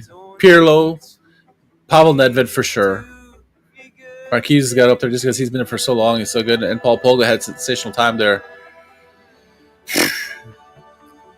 It's a tough fix. I don't know what the answer is there. I love Baggio, but I'm not going to say Baggio.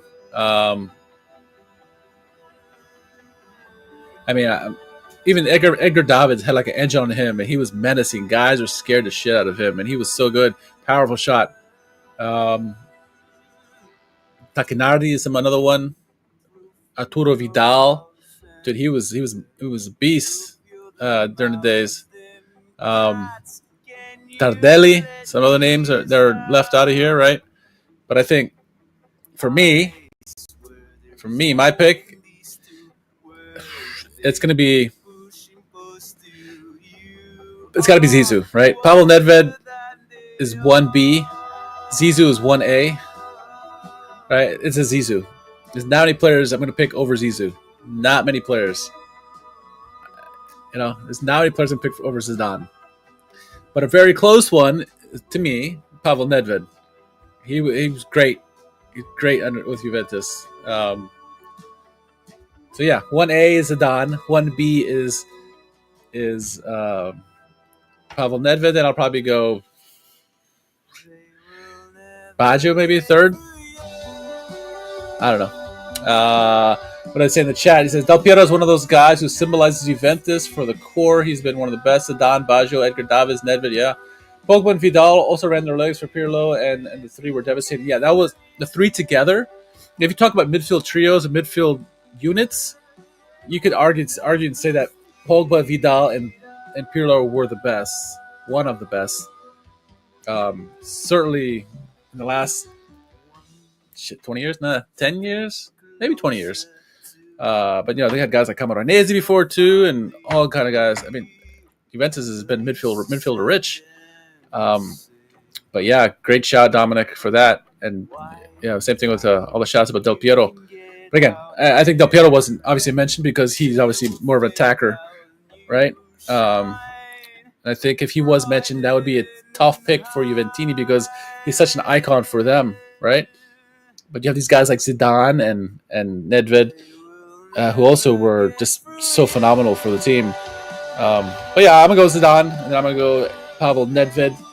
I'm curious to hear what the Juventini say about this because there's some strong feelings between the debate over who's better, Baggio, Totti, or Del Piero, and obviously Romanisti were saying it's Totti, hands down. And other people say, no, it's Baggio. Then the Juventini come in and say, no, it was Del Piero. So, like, there was a debate there. So, now we stick it to one team, Juventus. What do they say there? Right? Yeah. Interesting thought.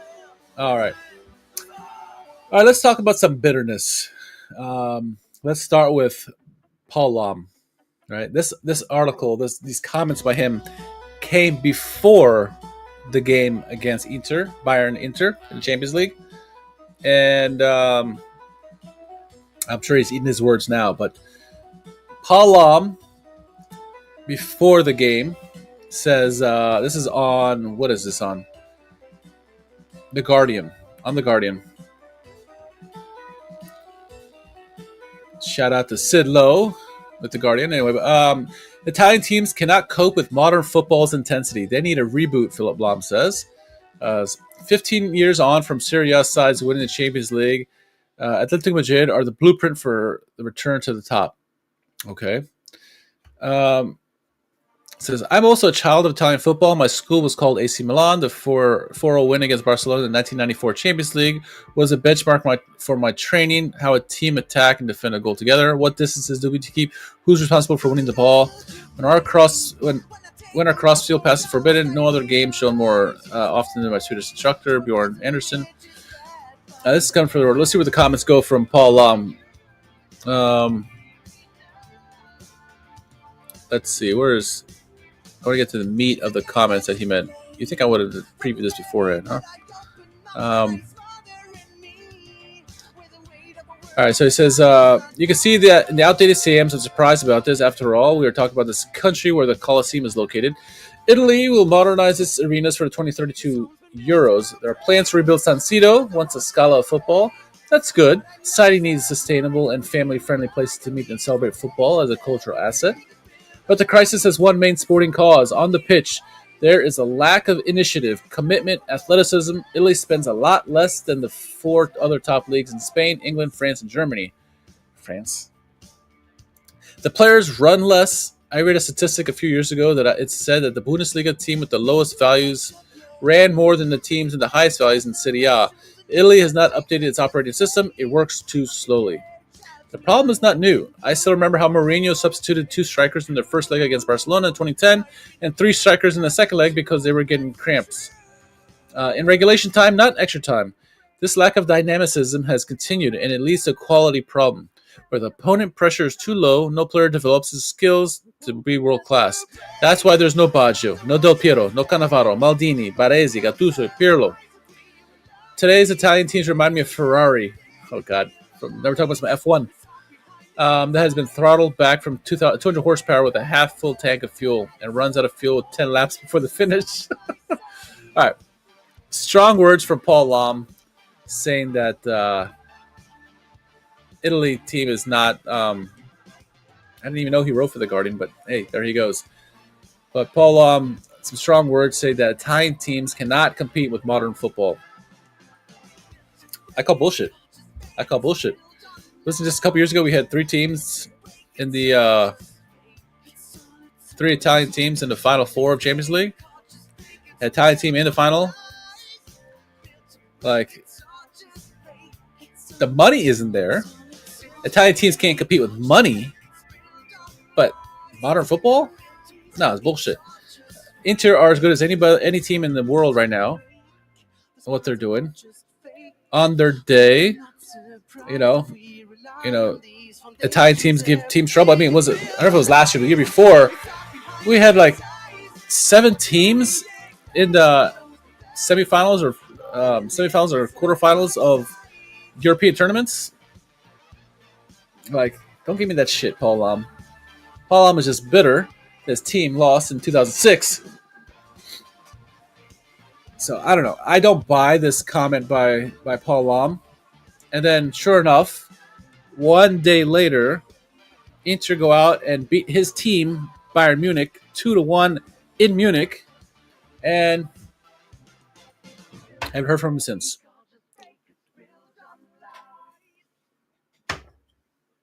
I don't know.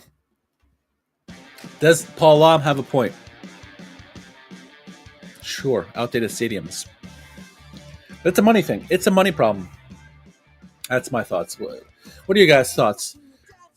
You know, Dominic, Anthony, Apex. What are your guys' thoughts on this? Do you take anything that Paul Lahm says?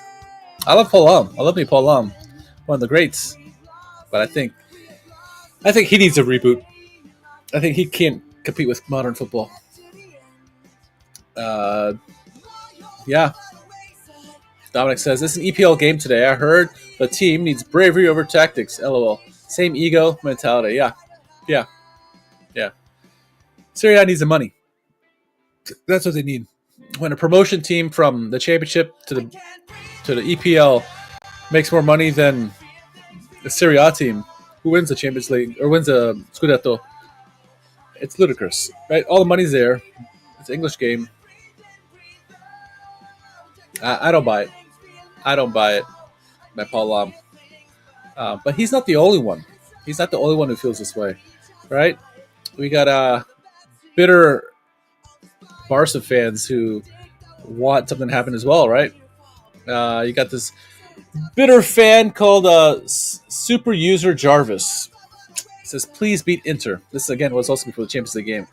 Says, hi, Bayern fans. My previous post wasn't received well, although that wasn't a sentiment I wanted to convey. I wanted to start a C in the eyes sort of post, but Bayern fans seem to be too down for that. Let's be honest, Bayern Munich are a great club. Best in Germany by miles and definitely top 5 in Europe in every aspect. You guys have fans all over the world. You are a hallmark of German football. All I wanted to say is I don't like the way Inter play.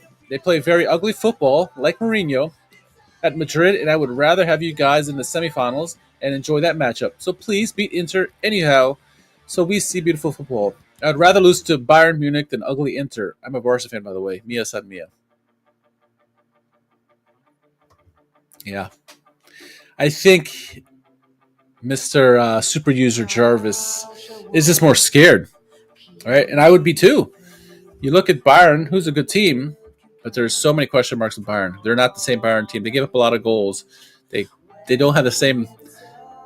They don't scare you like the Bayern teams of old, right? And this Inter team should. They play very well. They're stout defensively. They can score goals. They're stacked from back to front. They have a world-class midfielder and Nicolo Barella. Yeah. Alcohol's kicking it. Catching up to me here. But, yeah, I mean. Oh, and they have a cup merchant for a manager as well. So, like, I'd be scared if I was a Barca fan to play Inter.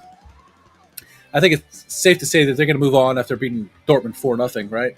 But Inter have a long way to go, another 90 minutes to go before they punch their ticket. But I think this Barca fan is just scared of it.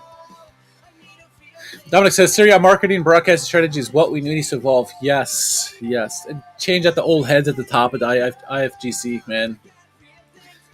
Apex says, from the outside, the only thing that is needed is money. The managers in general are higher quality than any other league, and the systems of teams like Bologna and Inter and Atalanta are modern. Yeah, absolutely. They play attacking style football. And even Juventus was trying that as well, right? Trying to get out of their mold from the past, playing the Catenaccio style or Allegri style. It's something more modern. But yeah, to say that Serie A is this is what Frank and I always talk about, right? This is not your father's Serie A anymore. Like, people still have this vision in their head that it's a Serie A where all we do is play Catenaccio, we just play defense. Like, Serie A has no like world class defenders. Like, we don't have any world class defenders. It's all about the attack in the midfield. So like, don't give me that. They got world class goalkeepers, but defense, I can't think of a world class defender. Theo when he's on his game, but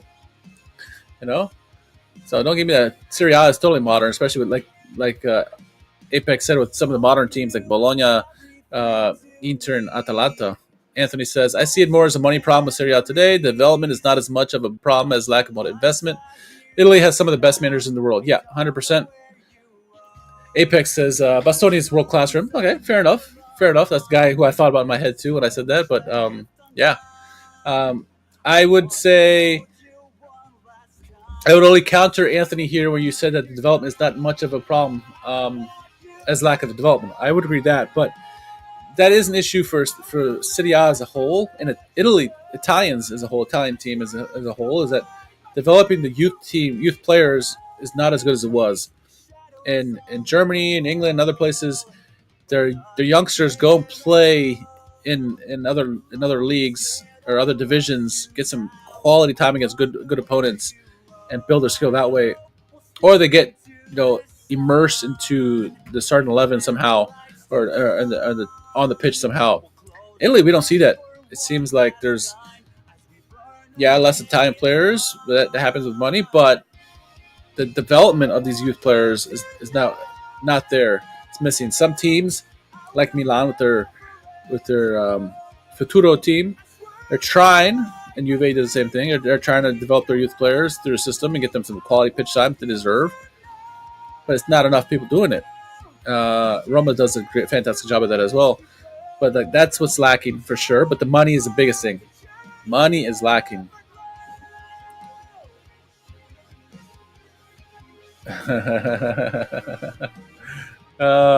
For sure, I agree that youth development needs to be improved in Italy. Yeah, 100%. Good to see Crunk Earl in here.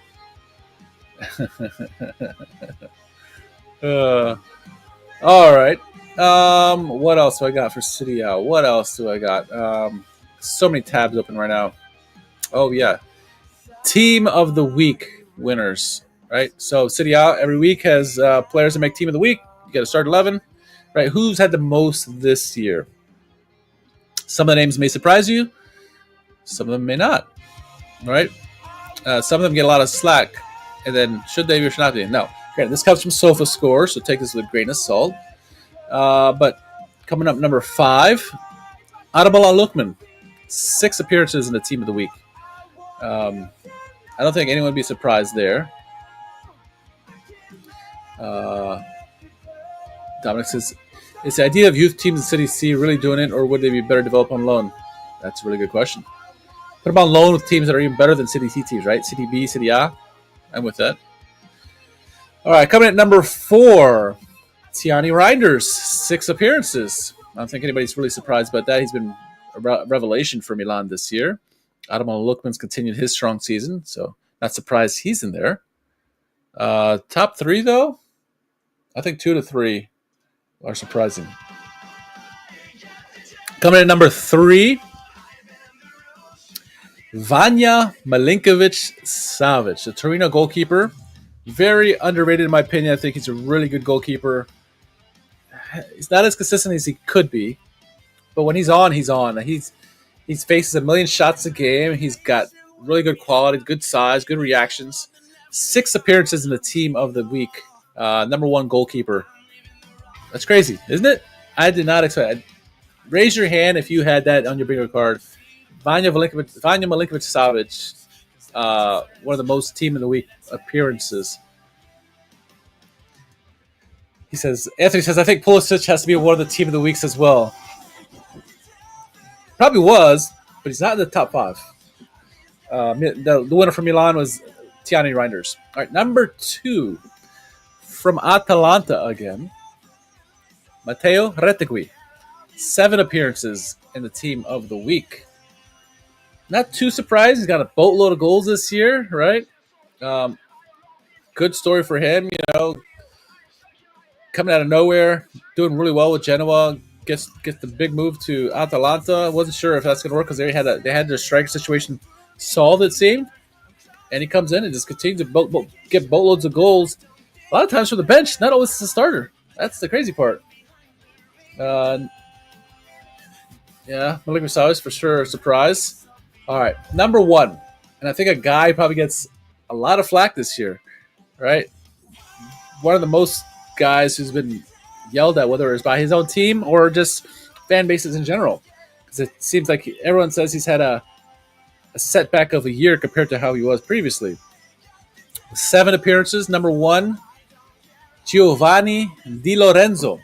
Di Lorenzo gets the number 1 spot for most Team of the Week appearances, co-shared with Retegui, I guess. But Mancini really did ignite Retegui's career. It is crazy to think about him being stuck in Argentina before that. I know that is crazy. Yeah, he took a shot and he struck gold with Retegui. Now the Azzurri might have a striker on their hands. Good to see him at Atalanta there. But Giovanni Di Lorenzo, a guy who everyone's been harping on. Napoli fans have been harping on him. The right back has had a quietly good season this year. Not it's quieter than other seasons, but he's still doing the yeoman's work. He's really good right back. How many people questioned him being the selection for right back for the Azzurri?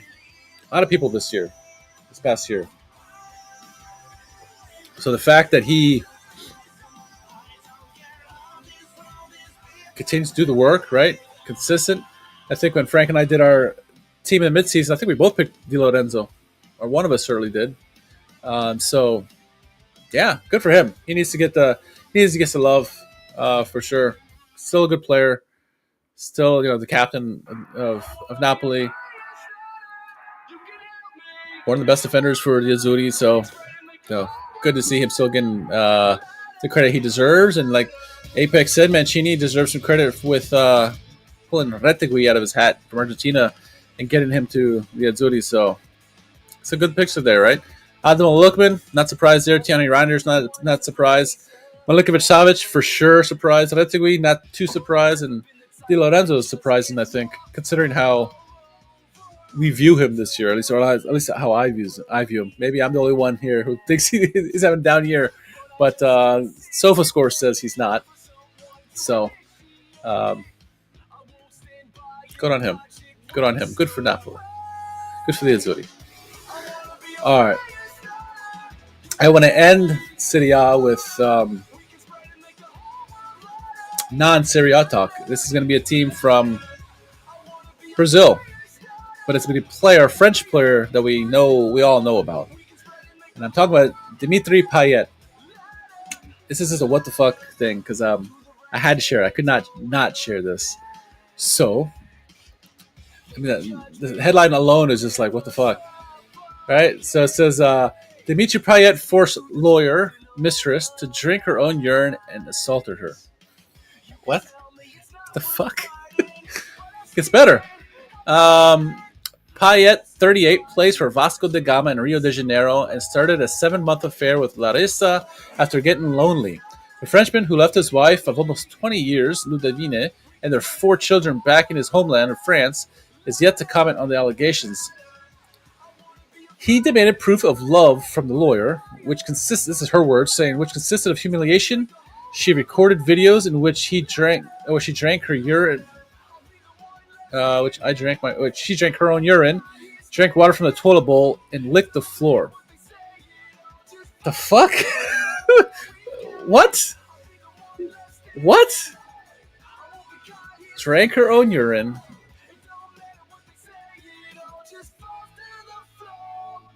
What? Drank water from the toilet bowl and licked the floor. Why would anybody show me you love me by drinking a toilet bowl? The fuck is this shit, man? You think we all fall into this trap that we love these players because of what they do on the pitch, but like Dominic, too much information to me, that's nasty. I mean, we all think we know players just because of how they play on the pitch, but like some of these players are like really great people, and some of them are fucked up. Dimitri Payet apparently is fucked up. Left his wife and 4 kids. He's a Frenchman. Moved to a Brazilian team. Left his family. Get mistress with his lawyer, and then forces her to do this fucking grotesque shit to prove her love for him. Get the fuck out of here! What did he do? I want to know what Dimitri Payet did to show his love for her. It better be as crazy, man. It better be as crazy. Like, force her to drink your urine, drink out a toilet bowl, lick the floor? At least it was no 2 girls, 1 cup thing going on here or something. But I mean, it's pretty damn close. Like, what the fuck, man? I guess he didn't hit her, so that's good. Fuck. That's wild shit. Anyway, I had to end Serie A on that crazy shit. If I had to read that damn story and know about that story, y'all have to know about it too. It's just, that's a what the absolute fuck by Dimitri Payet. Here's your shot to close out the Serie A section, even though he's not a Serie A player. Yeah, I don't know, man. I don't know. I don't know if it's true either, Anthony. I don't know if it's true, but if it is, God, it's got to be that's crazy. Cannot unsee it. Oh, my goodness. Oh, my goodness. All right. That's about an hour of Serie A. Hey, old heart Rosanetto, we got to talk, man. I gotta be on. How you doing, man? How you doing with Milan? Milan won, right? Milan won 4-0, so we're doing better. I'm doing okay. I'm better now. I wish Milan were doing better, but what can do? Good to see him out here. Hey, go follow Old Heart Rosanetto. Love the video content. But yeah, wow. get that shot out of your head of Dimitri Payet. Like I said, I don't know if it's true or not, but the way he allegedly forced his mistress to show her love. If he didn't do it, man, like, now, I may think differently, maybe, if Payet showed similar things to show his love. I may not be as grotesque if they each showed their own sickness for each other by doing outlandish things. I may be willing to reconsider, but goddamn, Dimitri Payet. What are we gonna do with that? I think I'm gonna move on from this. Move on. I'm done with Serie A. If you missed it, go back, check it out. Shout out to everyone in the chat. I'm gonna end this, get into this third hour here. Good group of guys. If you want to watch anything about German football or just a German perspective on football in general, the CALCIOBERLIN guys are really awesome guys. They really know their stuff. But they're talking more about Frank Baumann and Schalke. So I kind of want to hear what they had to say. I think I'm sure there's other questions they had to ask and stuff like that. So I'm gonna get on over to that and enjoy that. I'll leave my lights on the way it is, huh? But let me get on over. Let me change my screens here. Share my screen with that. Let's see. Where is it? So many tabs up. Man. There we go. There's that. Oh, let's see. Where is it? So many tabs. Problem having too many tabs open. Oh, here we go. That is not what I wanted.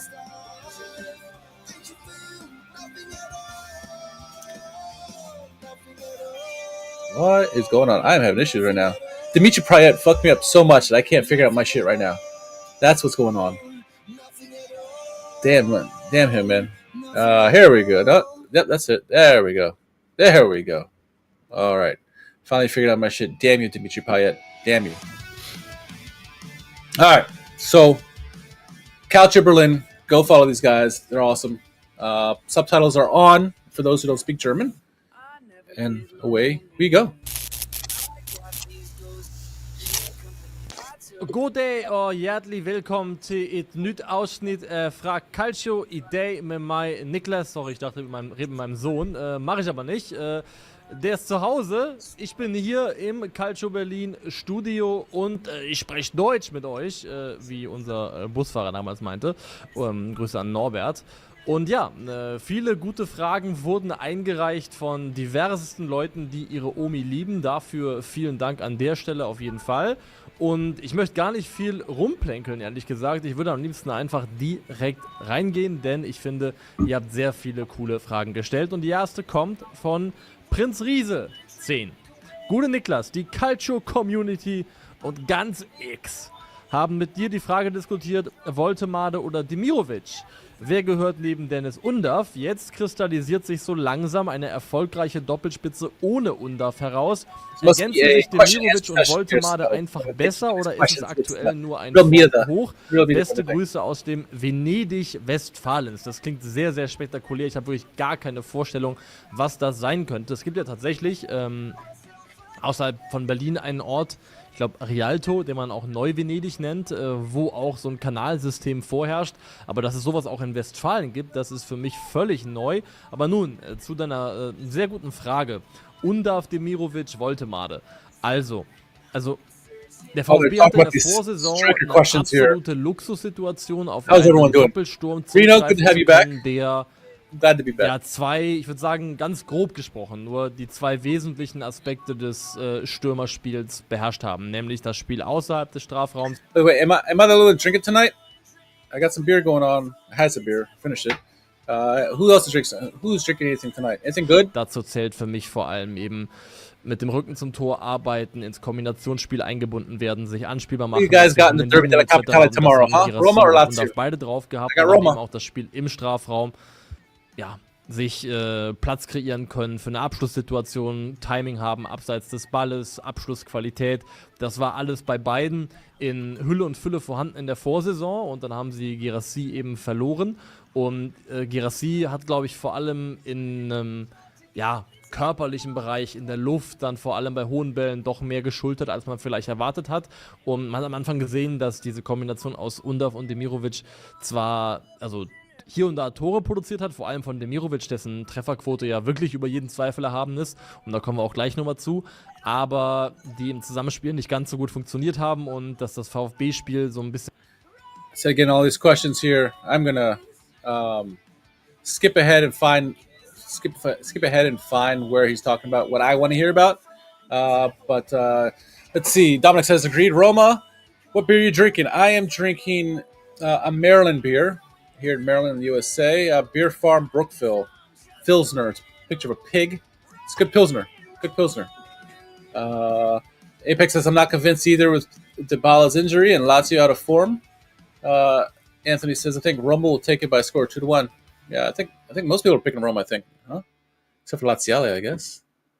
Lazio is not looking that great right now in terms of form, but yeah, I think Roma should take it.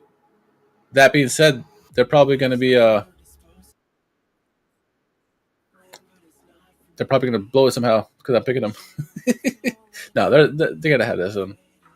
Let's see. Where is this? Skipping ahead here. They're not talking about it? Because I'll be fine not talking about it. Oh, I don't even see this anywhere. Oh, here we go.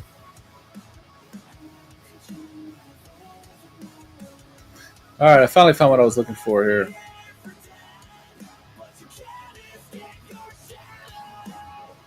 All right, finally found the section here. All right, go back to sharing my screen here.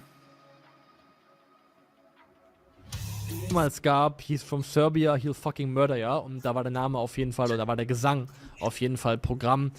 Absolutes Monster, kann ich mir da sehr, sehr gut vorstellen. Aus der Gegenwart gibt viele tolle Innenverteidiger, aber ich muss schon sagen, auch da zeichnet sich so ein bisschen eine Veränderung im Fußball.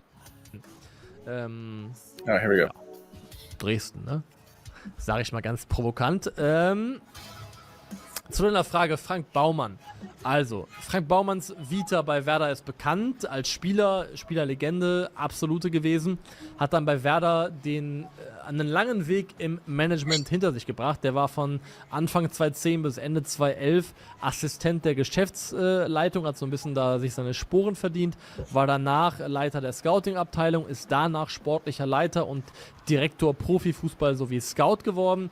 Dann von 2016 bis 2024 in seiner längsten Rolle Geschäftsführer Sport gewesen. Also hat wirklich auch so, was so die einzelnen Schwerpunktbereiche, Nachwuchs, Scouting, Geschäftsführung angeht, die so auf der Geschäftsführerebene oder auf der, sagen wir mal, Führungskräfteebene in Fußballvereinen existieren können, auch so die breite Bandbreite mal abgedeckt und in verschiedenen Bereichen gearbeitet. Das kann, glaube ich, erstmal nur positiv sein. Und hat Werder so in diesen Funktionen übernommen oder ist dann in solche Ämter reingerutscht zu einer Zeit, als der Werder, ja, Downfall muss man das, glaube ich, trotz allem schon nennen, so ein bisschen begonnen hat. Ich würde sagen, den Status als Spitzenmannschaft, den hat Werder Bremen so um das Jahr 2010 rum verloren. Danach ging es dann bergab. Die wurden 2009-10 sogar nochmal Dritter in der Bundesliga, aber danach eben schon nur noch 13. und danach begann eigentlich so dieser schleichende Verfall, der letztendlich auch in einem Abstieg gemündet ist, den ganz klar Frank Baumann natürlich mit zu verantworten hat. Und ich glaube, da liegt tatsächlich der größte Vorwurf, den man Frank Baumann machen kann, dass unter seiner Führung es so aussah, als sei Werder so ein bisschen auf der ewigen Suche nach dem neuen Thomas Schaaf, was für mich auch bedeutet, so dieses teilweise dann auch ein bisschen und ins Irrationale hinein Festhalten an Trainern, die wirklich schon über einen langen Zeitraum nicht arbeitstechnisch das geliefert haben, was sie hätten liefern müssen, um sich diesen Job zu verdienen. Also wenn man die Namen mal durchgeht, Robin Dutt, Viktor Skripnik, Alexander Nuri, Florian Kohfeldt allen voran, der auch dann letztendlich der Trainerarchitekt des Abstiegs in die zweite Bundesliga war, und dann eben noch Markus Anfang. Da muss man wirklich sagen, funktioniert hat da keiner so richtig. Ne? Florian Kohfeldt hatte diese eine Halbserie, auf der dann auch die restliche Reputation im Laufe seiner Trainerlaufbahn irgendwie gefußt hat. Aber nachhaltig erfolgreich war dann... It's interesting take saying that most of these managers that Werder Bremen has had never really panned out. I don't know if I necessarily agree with that, but yeah. What's up, old heart? Well, understand. I wouldn't say fluent. Definitely understand a lot of it. But the English subtitles on for people as well. You know, a lot of people speak fluent German though. I'm getting there. Working hard at it. Not as good as my time. So wirklich keiner. Ich glaube, das sind eher düstere Zeiten, auch für die meisten Werder-Fans, bis dann eben mit Ole Werner dann tatsächlich auch ein Erfolg gelungen ist und der macht den Job eben auch bis heute dann, wie ich finde, sehr ordentlich. Also würde ich auf jeden Fall im Notenbereich so 2- einsortieren, wahrscheinlich für seine Gesamtleistung bei Werder Bremen. Was aber Frank Baumann auf der Habenseite hat, ist tatsächlich eine sehr ordentliche Transferbilanz. Der hat von 13/14 an bis zu seinem Abgang einen Transferplus von 40 Millionen Euro knapp erwirtschaftet.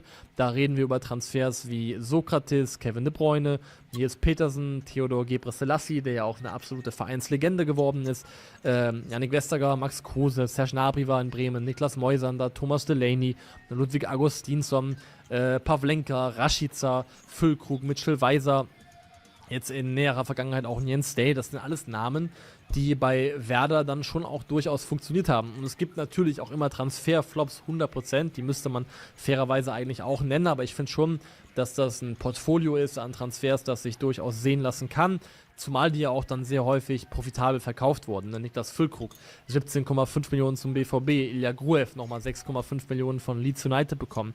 Du hast Rashica und Sargent. So is Baumann German for Maurizio Zapparini? No, I hope not. I think you could say, who would be a good comparison? Maybe the guy before him. No, Zapparini, man, he's a class of his own. Zapparini is a class of his own. No, but he's not. In einem Paket von 20 Millionen Euro nach Norwich verfrachtet. He went through a lot of managers. Delaney 20 Millionen Euro vom BVB bekommen. Also wirklich einfach auch auf der Umsetzung von oder auf dem Generieren von Transfergewinnen, vom Schaffen von Werten hast du einfach auch ordentliche Positivbeispiele.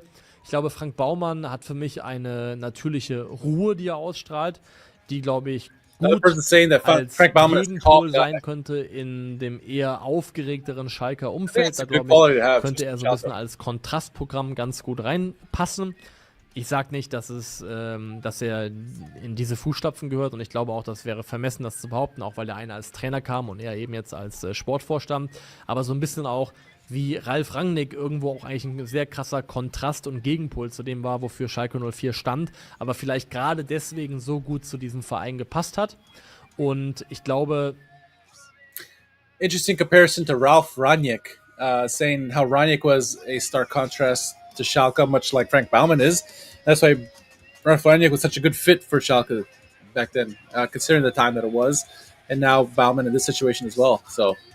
Losgelöst aus diesem Werder-Kontext und dieser Idee, es muss der nächste Thomas Schaaf sein, kann dann vielleicht auch ein Frank Baumann auf der Trainerebene ein bisschen zielsicherer in seiner Auswahl sein. Aktuell ist ja auch ein Trainer da, mit dem man, gehe ich von aus, erstmal auch weitermachen möchte und wird. Also wer weiß, wie akut das Thema wird und wenn er es schaffen kann, bei Schalke Werte zu generieren und da vor allem im Zusammenspiel mit Ben Manga vielleicht einen vernünftigen Kader auf die Beine zu stellen, dann umso besser. Ich würde auf jeden Fall sagen, dass Frank Baumann definitiv eine zweite Chance verdient hat.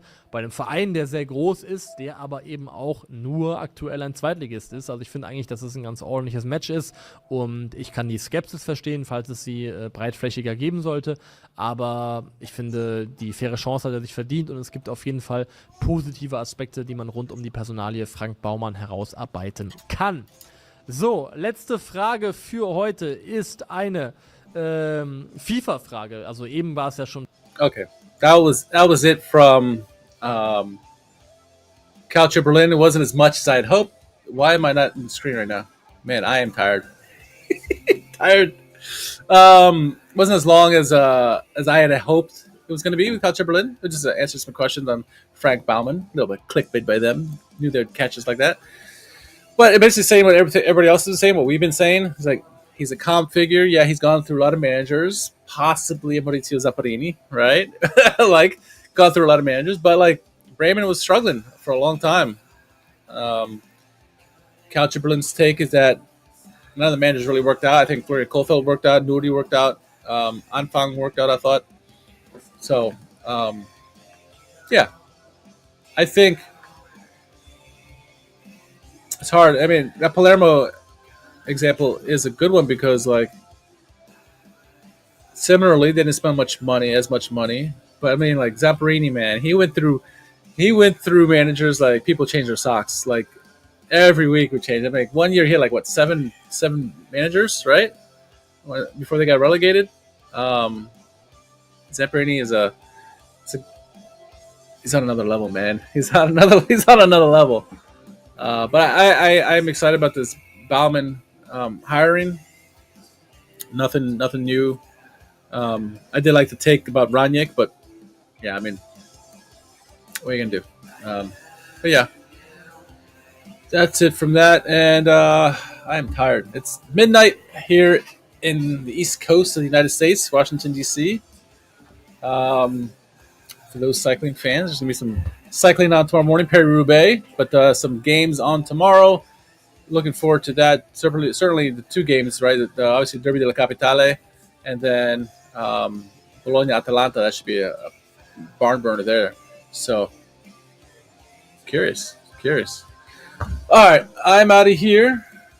Good to see everyone back in here, mixing the communities here with Serie A and Schalke. Do this on a Friday night to get my Serie A fix in, and then, as things settle down, maybe get back to some streams on Tuesday nights as well, just Serie A. But slowly getting back into it after being out of it for 2 months now. And then we'll try to get Frank and I do at least one last podcast for the end of the season or for the end of the season in Serie A. Do a big blowout show then. But yeah, we'll try to keep providing Serie A content. And for those who don't listen to the streams, we'll provide clips of different segments, so at least they can keep up to what the meat of the discussions have been. We'll keep the Serie A stuff in Serie A sit down and the Schalke stuff on Schalke America. But when we're streaming, we put it all together, right? Just like on our Twitch, it's all together on Twitch. So good to see everyone tonight once again. Dominic, Old Heart Rosanero, Anthony, Apex, everybody. Who'd I miss? There's a bunch of people in there. Crunk Earl even in there.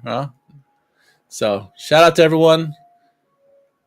Oh yeah, well even what's his name? Oh my God, Reno. Good to see Reno out there as well. Grazie Fabrizio. All right, ci vediamo. Auf Wiedersehen. We'll guys chat soon. Podcast is on our podcast, Schalke America's podcast, is on Monday nights. We will be games tomorrow morning, Sunday morning, and we'll do a podcast Monday. So excited for that. Jack and I will be back. Hopefully it is a good result. 40 points, safe relegation.